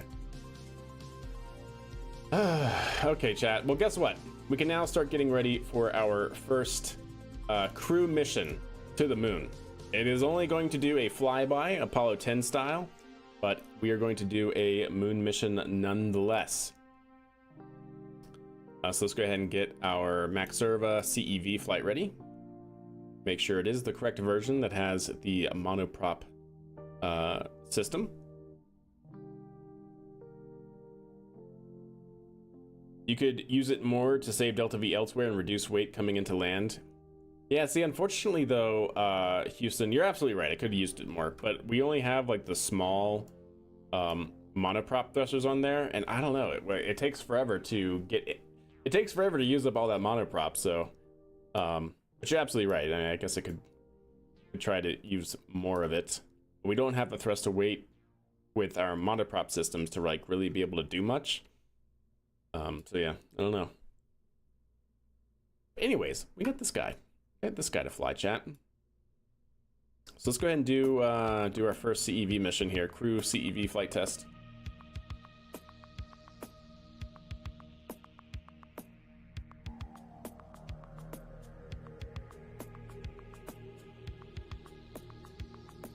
All right, on 23.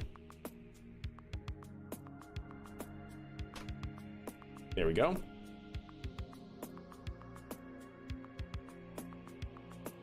This will be CEV1. No, this is still CEV0. Yeah, we haven't lost CEV yet, so we're still on serial number 0. CEV0. We will successfully perform lunar flyby, free return trajectory, land CEV0 back at KSP proper.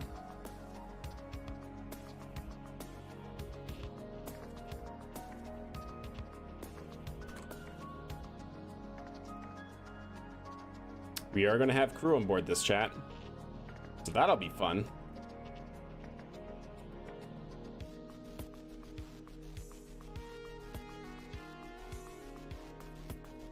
Certification flight 2 for for the CEV. We're also going to call this S1.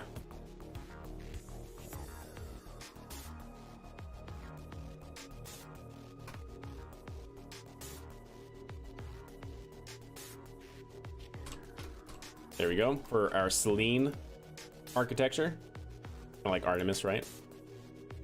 This is going to be Maxerva 6. Looking good. Year 2, 27. Get that figured out here, and all that should be good. We got to get crew, chat. We got to get crew. I think the lander would have enough fuel without those monoprop tanks, or did you drop them? I did drop them, but late.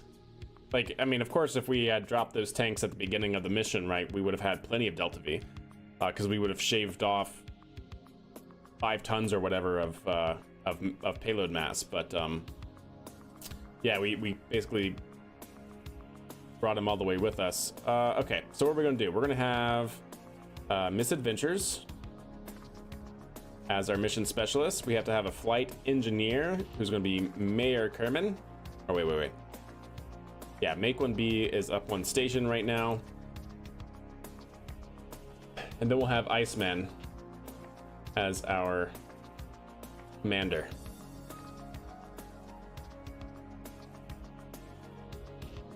That's right, Misadventure. All right, so Commander, Iceman, Herman. We have Flight Engineer, Mayor Herman. And then we have Mission Specialist, Misadventures Herman. Perfect. What can go wrong? Nothing, chat. Nothing. Save it. I like it.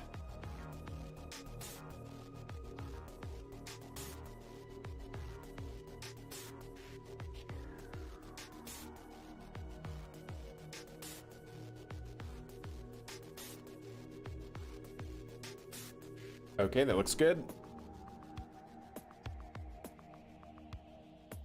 That looks good. I'm just checking the flight script here.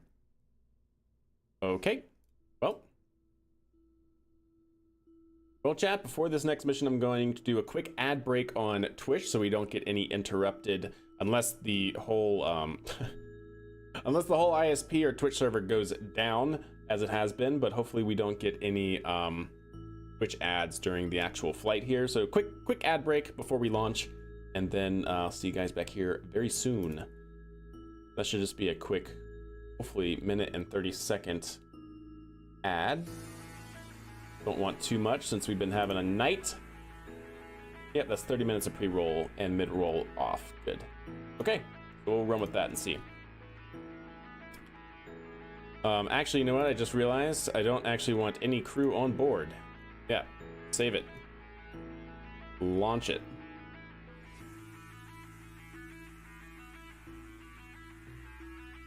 Make sure staging is correct.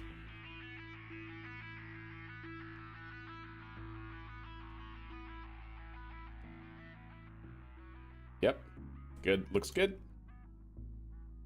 And launch. We're gonna put it out on the pad here, and then we will get our crew from the SPH, drive them over, load them up, and launch them that way. That's the goal anyways.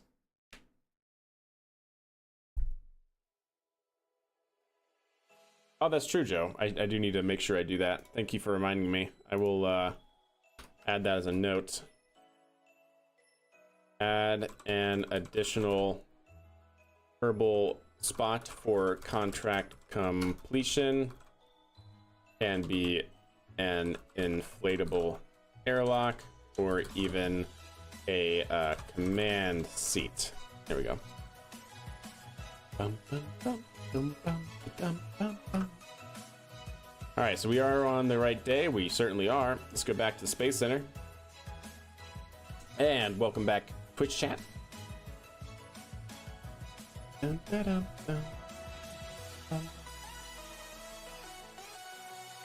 All right, we should be able to have Kerbals here now. We're gonna load them up into their own separate vehicle, bring them on out, and see what's what. If KSP decides to load, that is, that'd be great. There we go. From the SPH.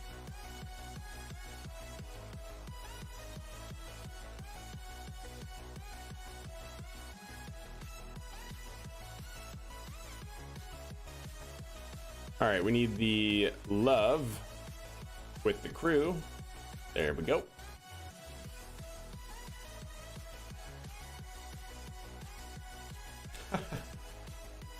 Oh no, chat, I just realized. Okay, stand by. I need additions. I need another. What am I doing, chat? What am I doing? Wait, is this the right version? I think, oh, this is the version for the DCX, but not the version, aha. Let's make a quick new vehicle here.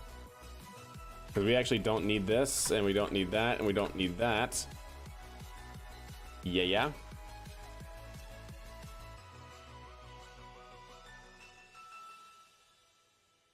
So let's see, how do we want to do this? Because we could do... Oh, it actually takes 2. Oh, okay, okay, okay. Put one there.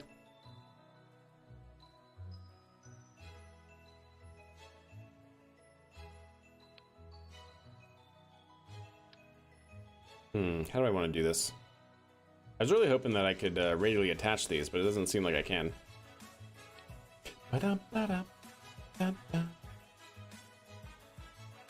Ah, that's fine.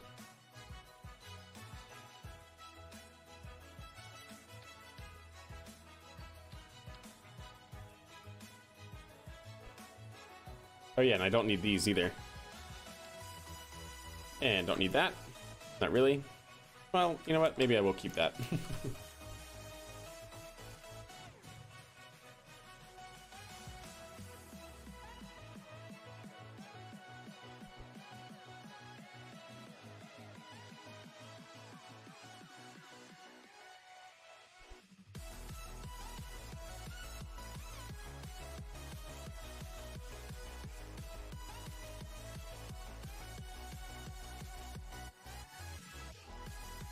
Okay.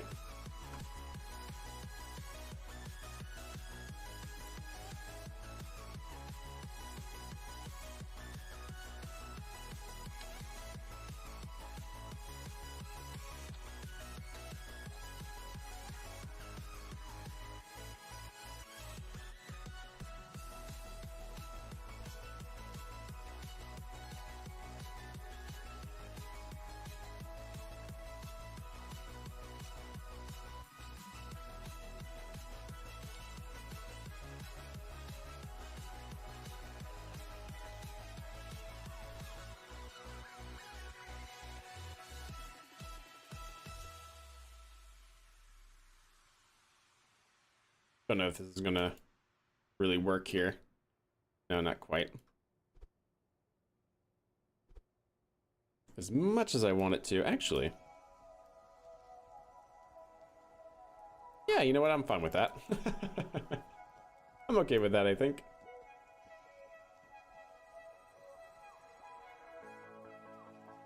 And then, of course, this can just...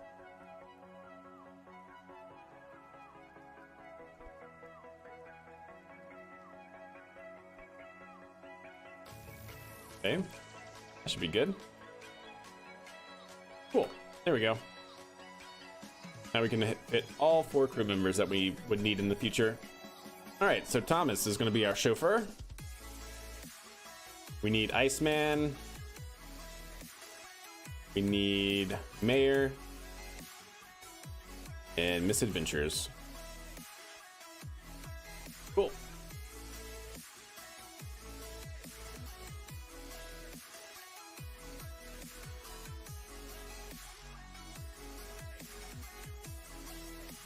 There we go. What's the astronaut life insurance? You don't... No. Absolutely not. What are you talking about? Who do you think you are?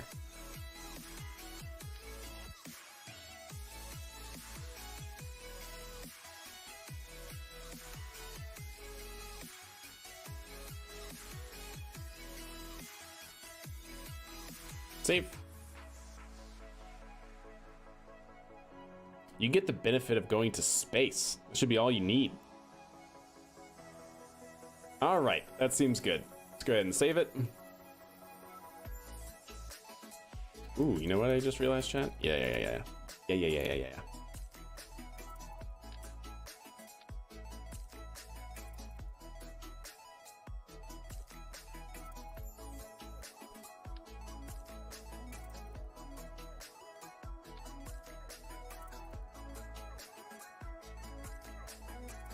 Okay.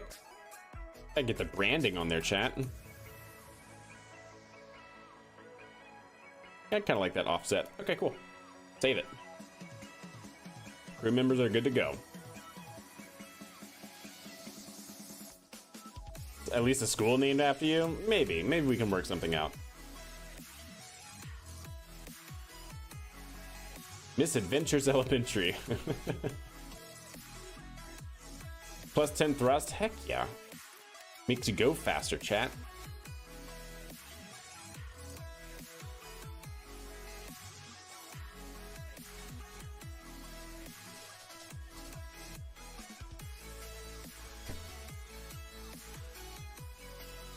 Okay.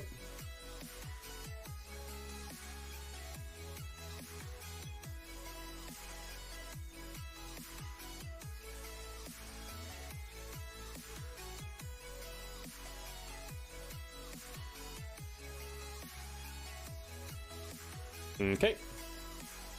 We'll let it do its thing.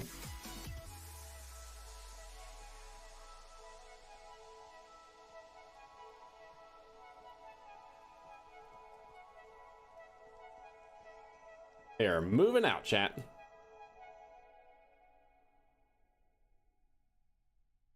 Hey, look at right there, chat. There's the vehicle.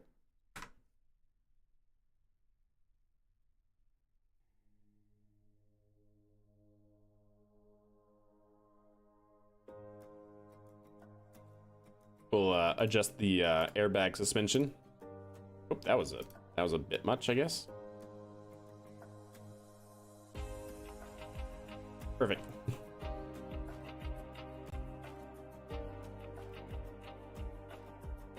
Can it roll over? Oh yeah, I mean, of course it can roll over. It's just part of the fun. Don't worry, Thomas is an excellent driver. Look at him.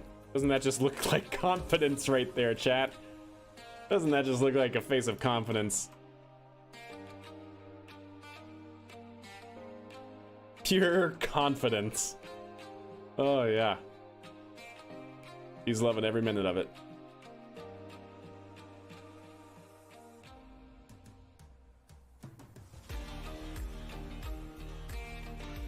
Miss Adventures is unsure about it.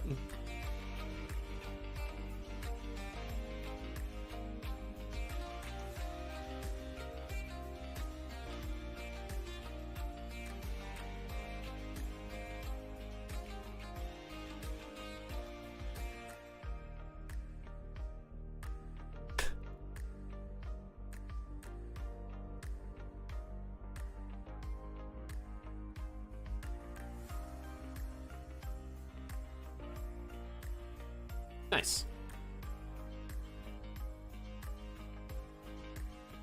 A fuzzy dice mod out there somewhere. You can do it probably as a flag, but yeah. This is fine. Of course it's fine, yeah.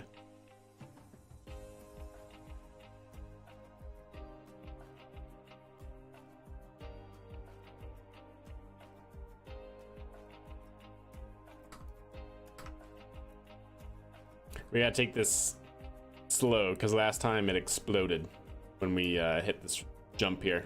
Not the whole thing, just this guy.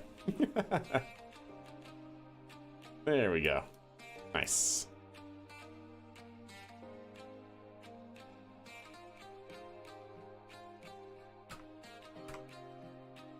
Good.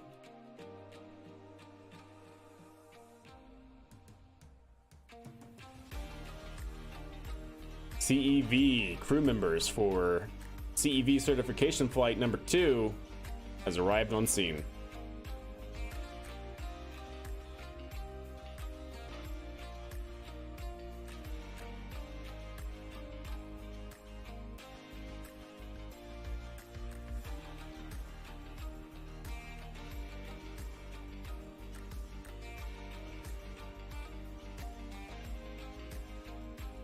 Ah, so good. So good, chat.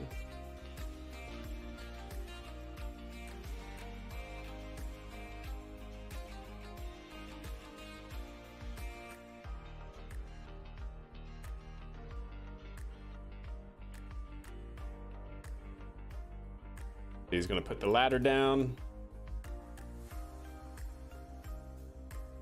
We have to have a pad ninja, chat.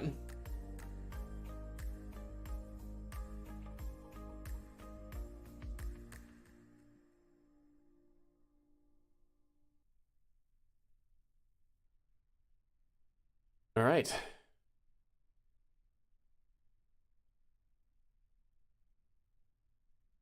Oh, activate hatch. What does that even mean? What does it mean, activate hatch? You're not gonna be able to get out.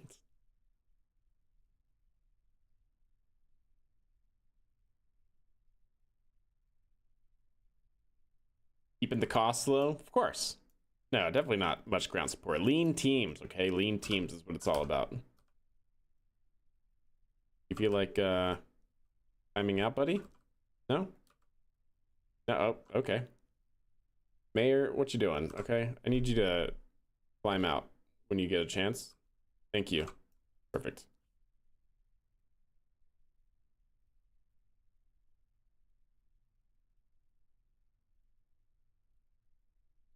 What happened to the musics?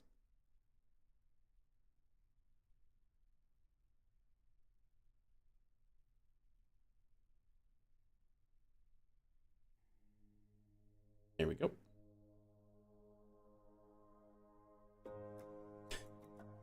This is the most Kerbal thing. You get out of the elevator upside down. I like it.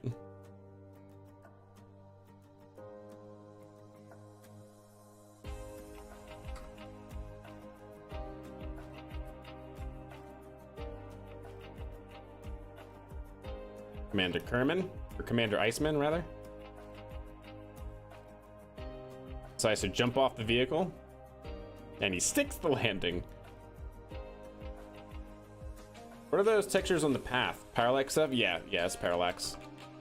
You're talking about like that stuff? Yeah.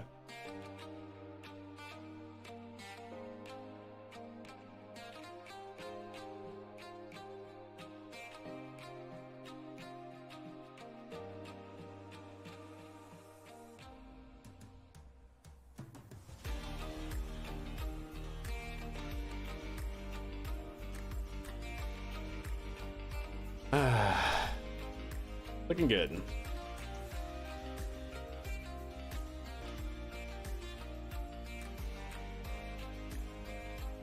I love how they can just barely see. Oh my goodness. And finally we have the mission specialist, Misadventures. Goes just careening off the side of the truck. Totally did not watch her step.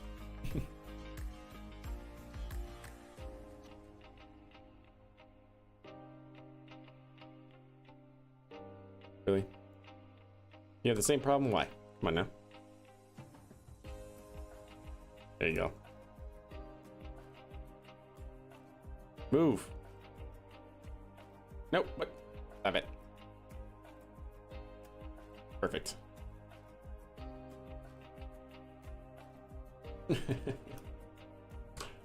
This is going exactly as planned, chat.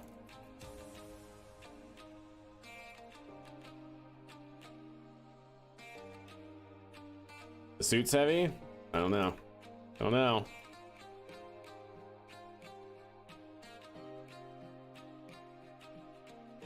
Just the eyes, though. Perfect.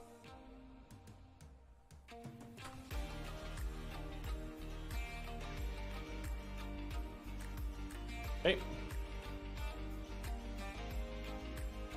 We have to get our pad ninja up there.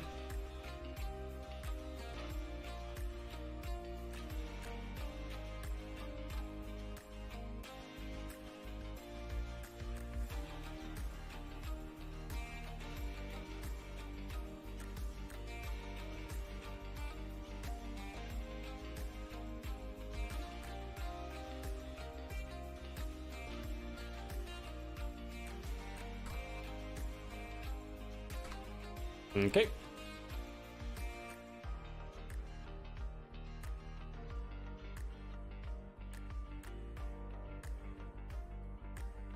Yeah, don't worry about that.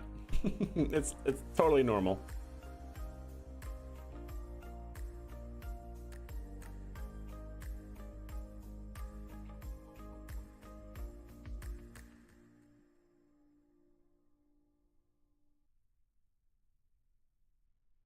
Totally normal.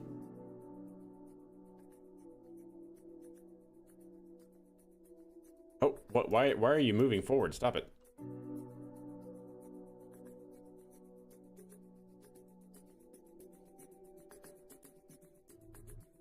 There we go.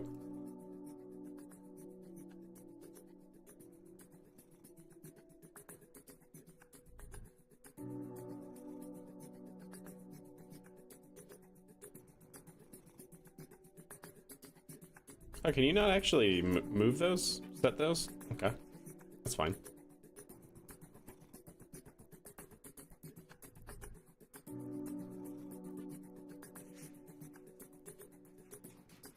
Okay.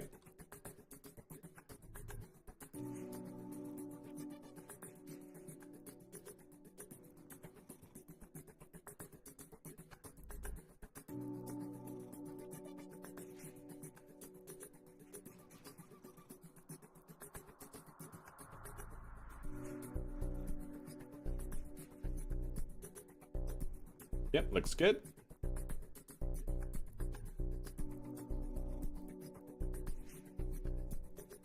Add ninja set.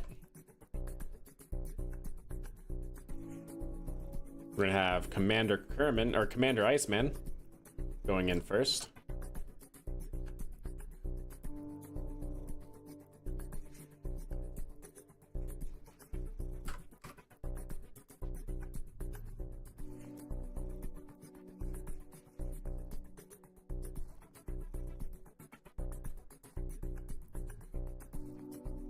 I don't know why he keeps moving forward like that. It bugs me.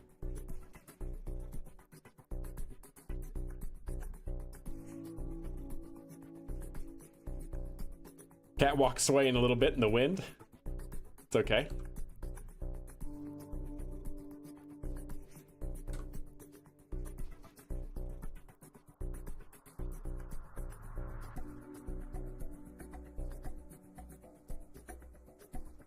Now we have Mayor Kerman, the flight engineer.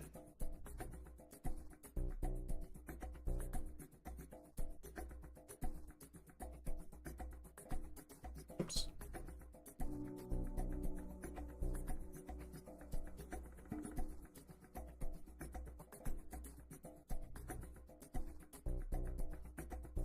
I get all the documentation, chat.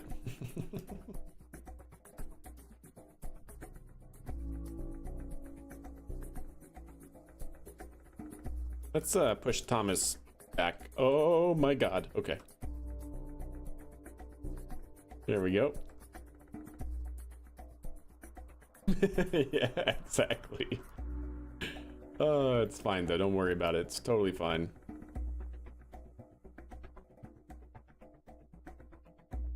And last but not least, Misadventures. Looking swell.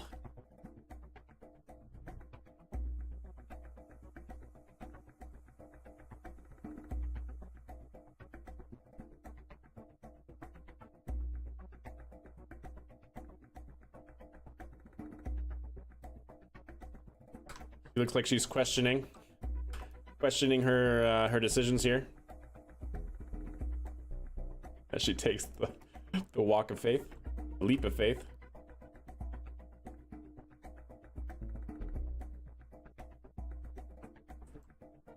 Mm-hmm.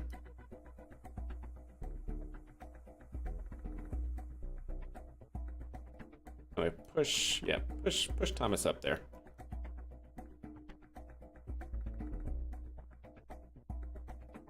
There we go.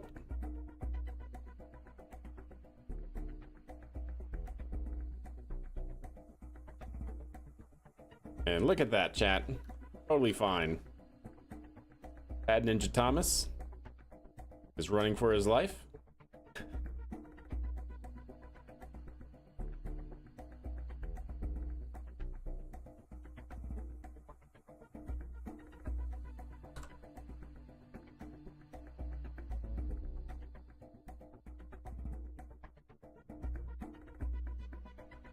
All right, chat.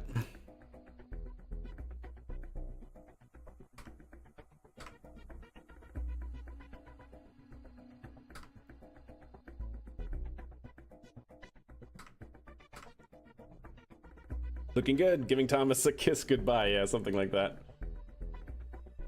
Kerman. I know, right, Andrew? Yeah, the mission patch says Kerman 3 times.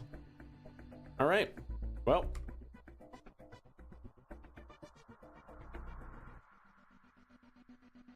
Nope, no part mods. Completely stocked parts. Oh, almost had it. Almost had it.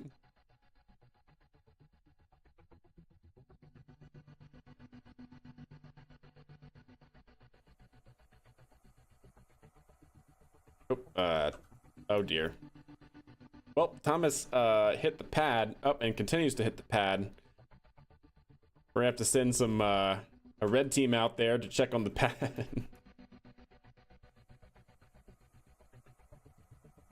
Yep, paperwork indeed. Yeah, it is tall enough to shoot off of. Pull your parachute, yeah. We did that last time for funsies.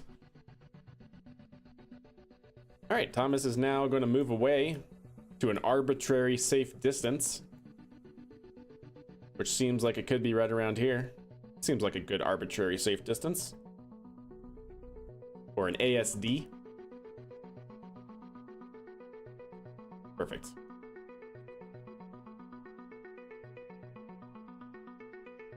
All right. Well, what do we say, chat?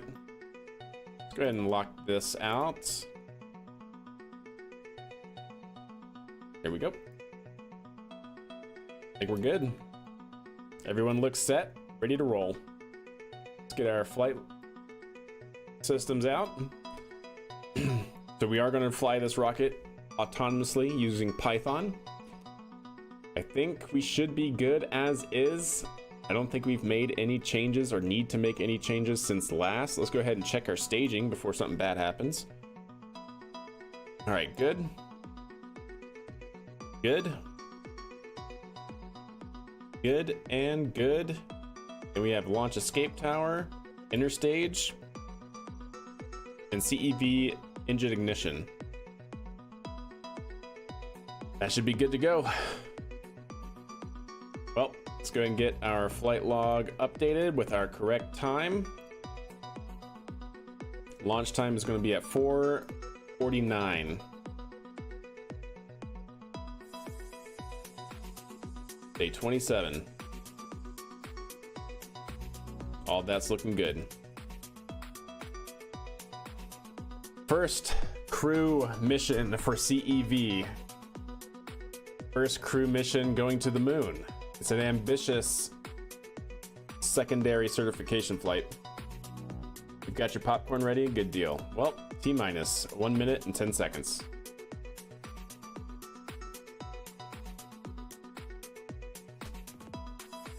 Everyone excited for the press conference tomorrow? Yeah, I'm sure EJ will. What time is the press conference tomorrow, by the way? Because I don't think I will actually be home for it.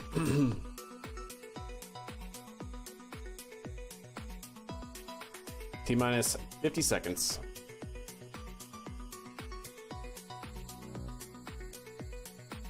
I do hope to actually cover the launch, though, that's for sure. Even though it's really early in the morning. 1 p.m. Eastern, so that's... Yeah, okay, that's 11 a.m. for me. I probably won't be home for that.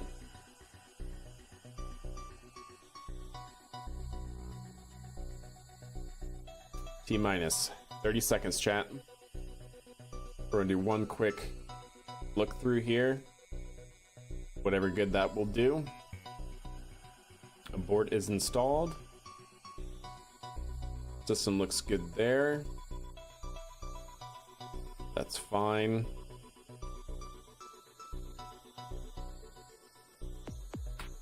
That's fine. Going to 140. Okay. Vehicle is an auto sequence start. 9, 8, 7, 6, 5, 4, 3, 2. Engine ignition. Outboard engine ignition. And we are go for lag sequence. CEV has separated from the pad. Cleared the tower and is go for roll program.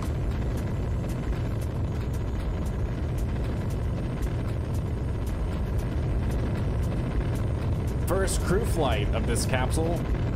First Kerbals going to the moon on a Mooner flyby. Vehicle is now pitching down range. All systems are looking good. Chamber temperature, chamber pressure, all nominal within family on first stage engines. Guidance is looking good. Vehicle is now throttling down ahead of max Q.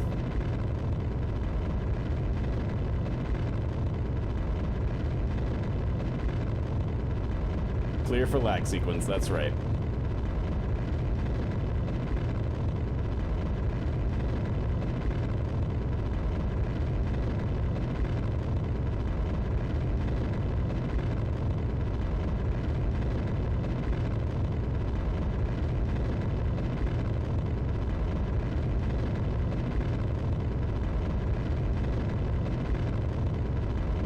Vehicle's still looking good. We are starting to throttle back up outside of max Q. Time on clock.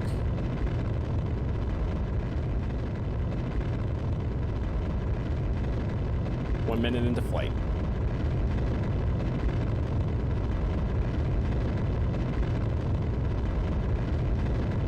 Still in the throttle bucket for max Q. We are now past maximum dynamic pressure. Vehicle will be throttling back up and exiting the throttle bucket.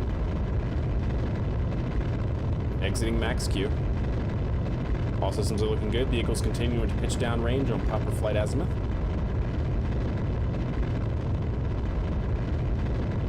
High reading on FPS, huh?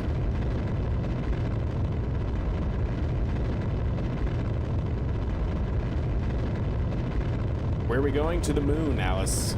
To the moon. We're looking good. Coming up on Miko here in the next 20 seconds. 22 seconds left in the burn.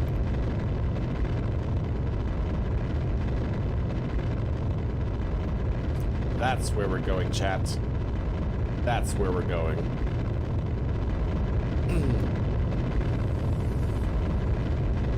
Max Serva first stage continues to perform beautifully. Continuing to pitch down range. Getting a very good staging velocity. We should see a throttle down to maintain G loads on the astronauts. There we go, throttling down to maintain 4 Gs of acceleration. And coming up on Miko.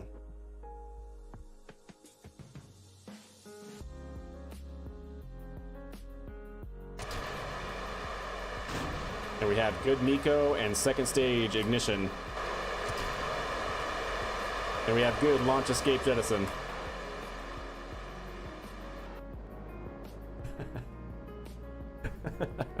Perfect. It's perfect, chat. What do you mean, uh-oh? No, it's perfect. No, there's no uh-oh. All right, should be tracking a target apoapsis of 140 kilometers. Entering first control loop. We will maintain in this control loop here for the autonomous guidance of the second stage until we basically pass or arrive to apoapsis. Plenty of delta V in this stage.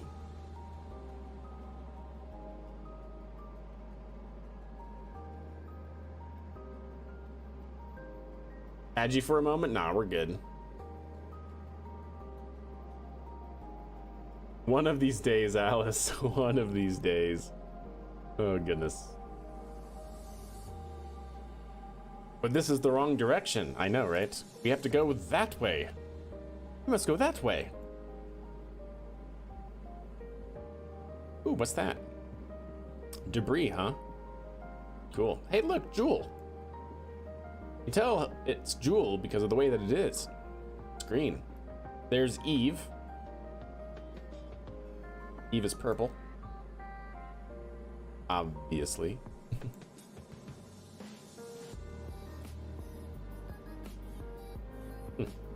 Neat. All right, we're passing 140 here on apoapsis, so we're pitching down. Still looking good. What's with the up and down movement? It's just the PID controller. The PID is not tuned for this vehicle. That's all.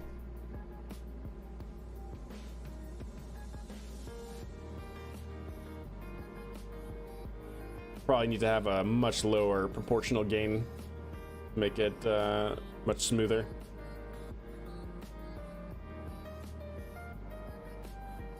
There we go. And we have good Parking orbit insertion. Cutting costs. All right, perfect. So let's go ahead and set up our maneuver to get into a good stable orbit here. Okay. And while we're suborbital, I think I will go ahead and jettison our inner stage. Yeah, we have good inner stage jettison.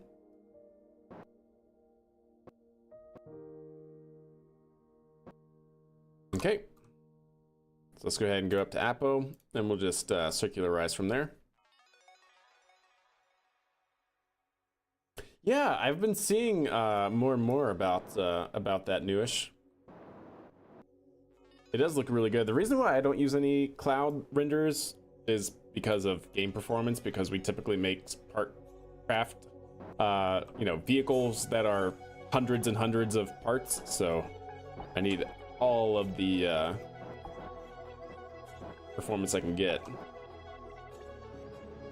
But it does look great. I remember seeing the volumetric cloud mod when it first started like coming out. It looked really good. What time is the conference tomorrow? Apparently 1 p.m. Eastern. Oh, noon? Didn't somebody just say 1 p.m.?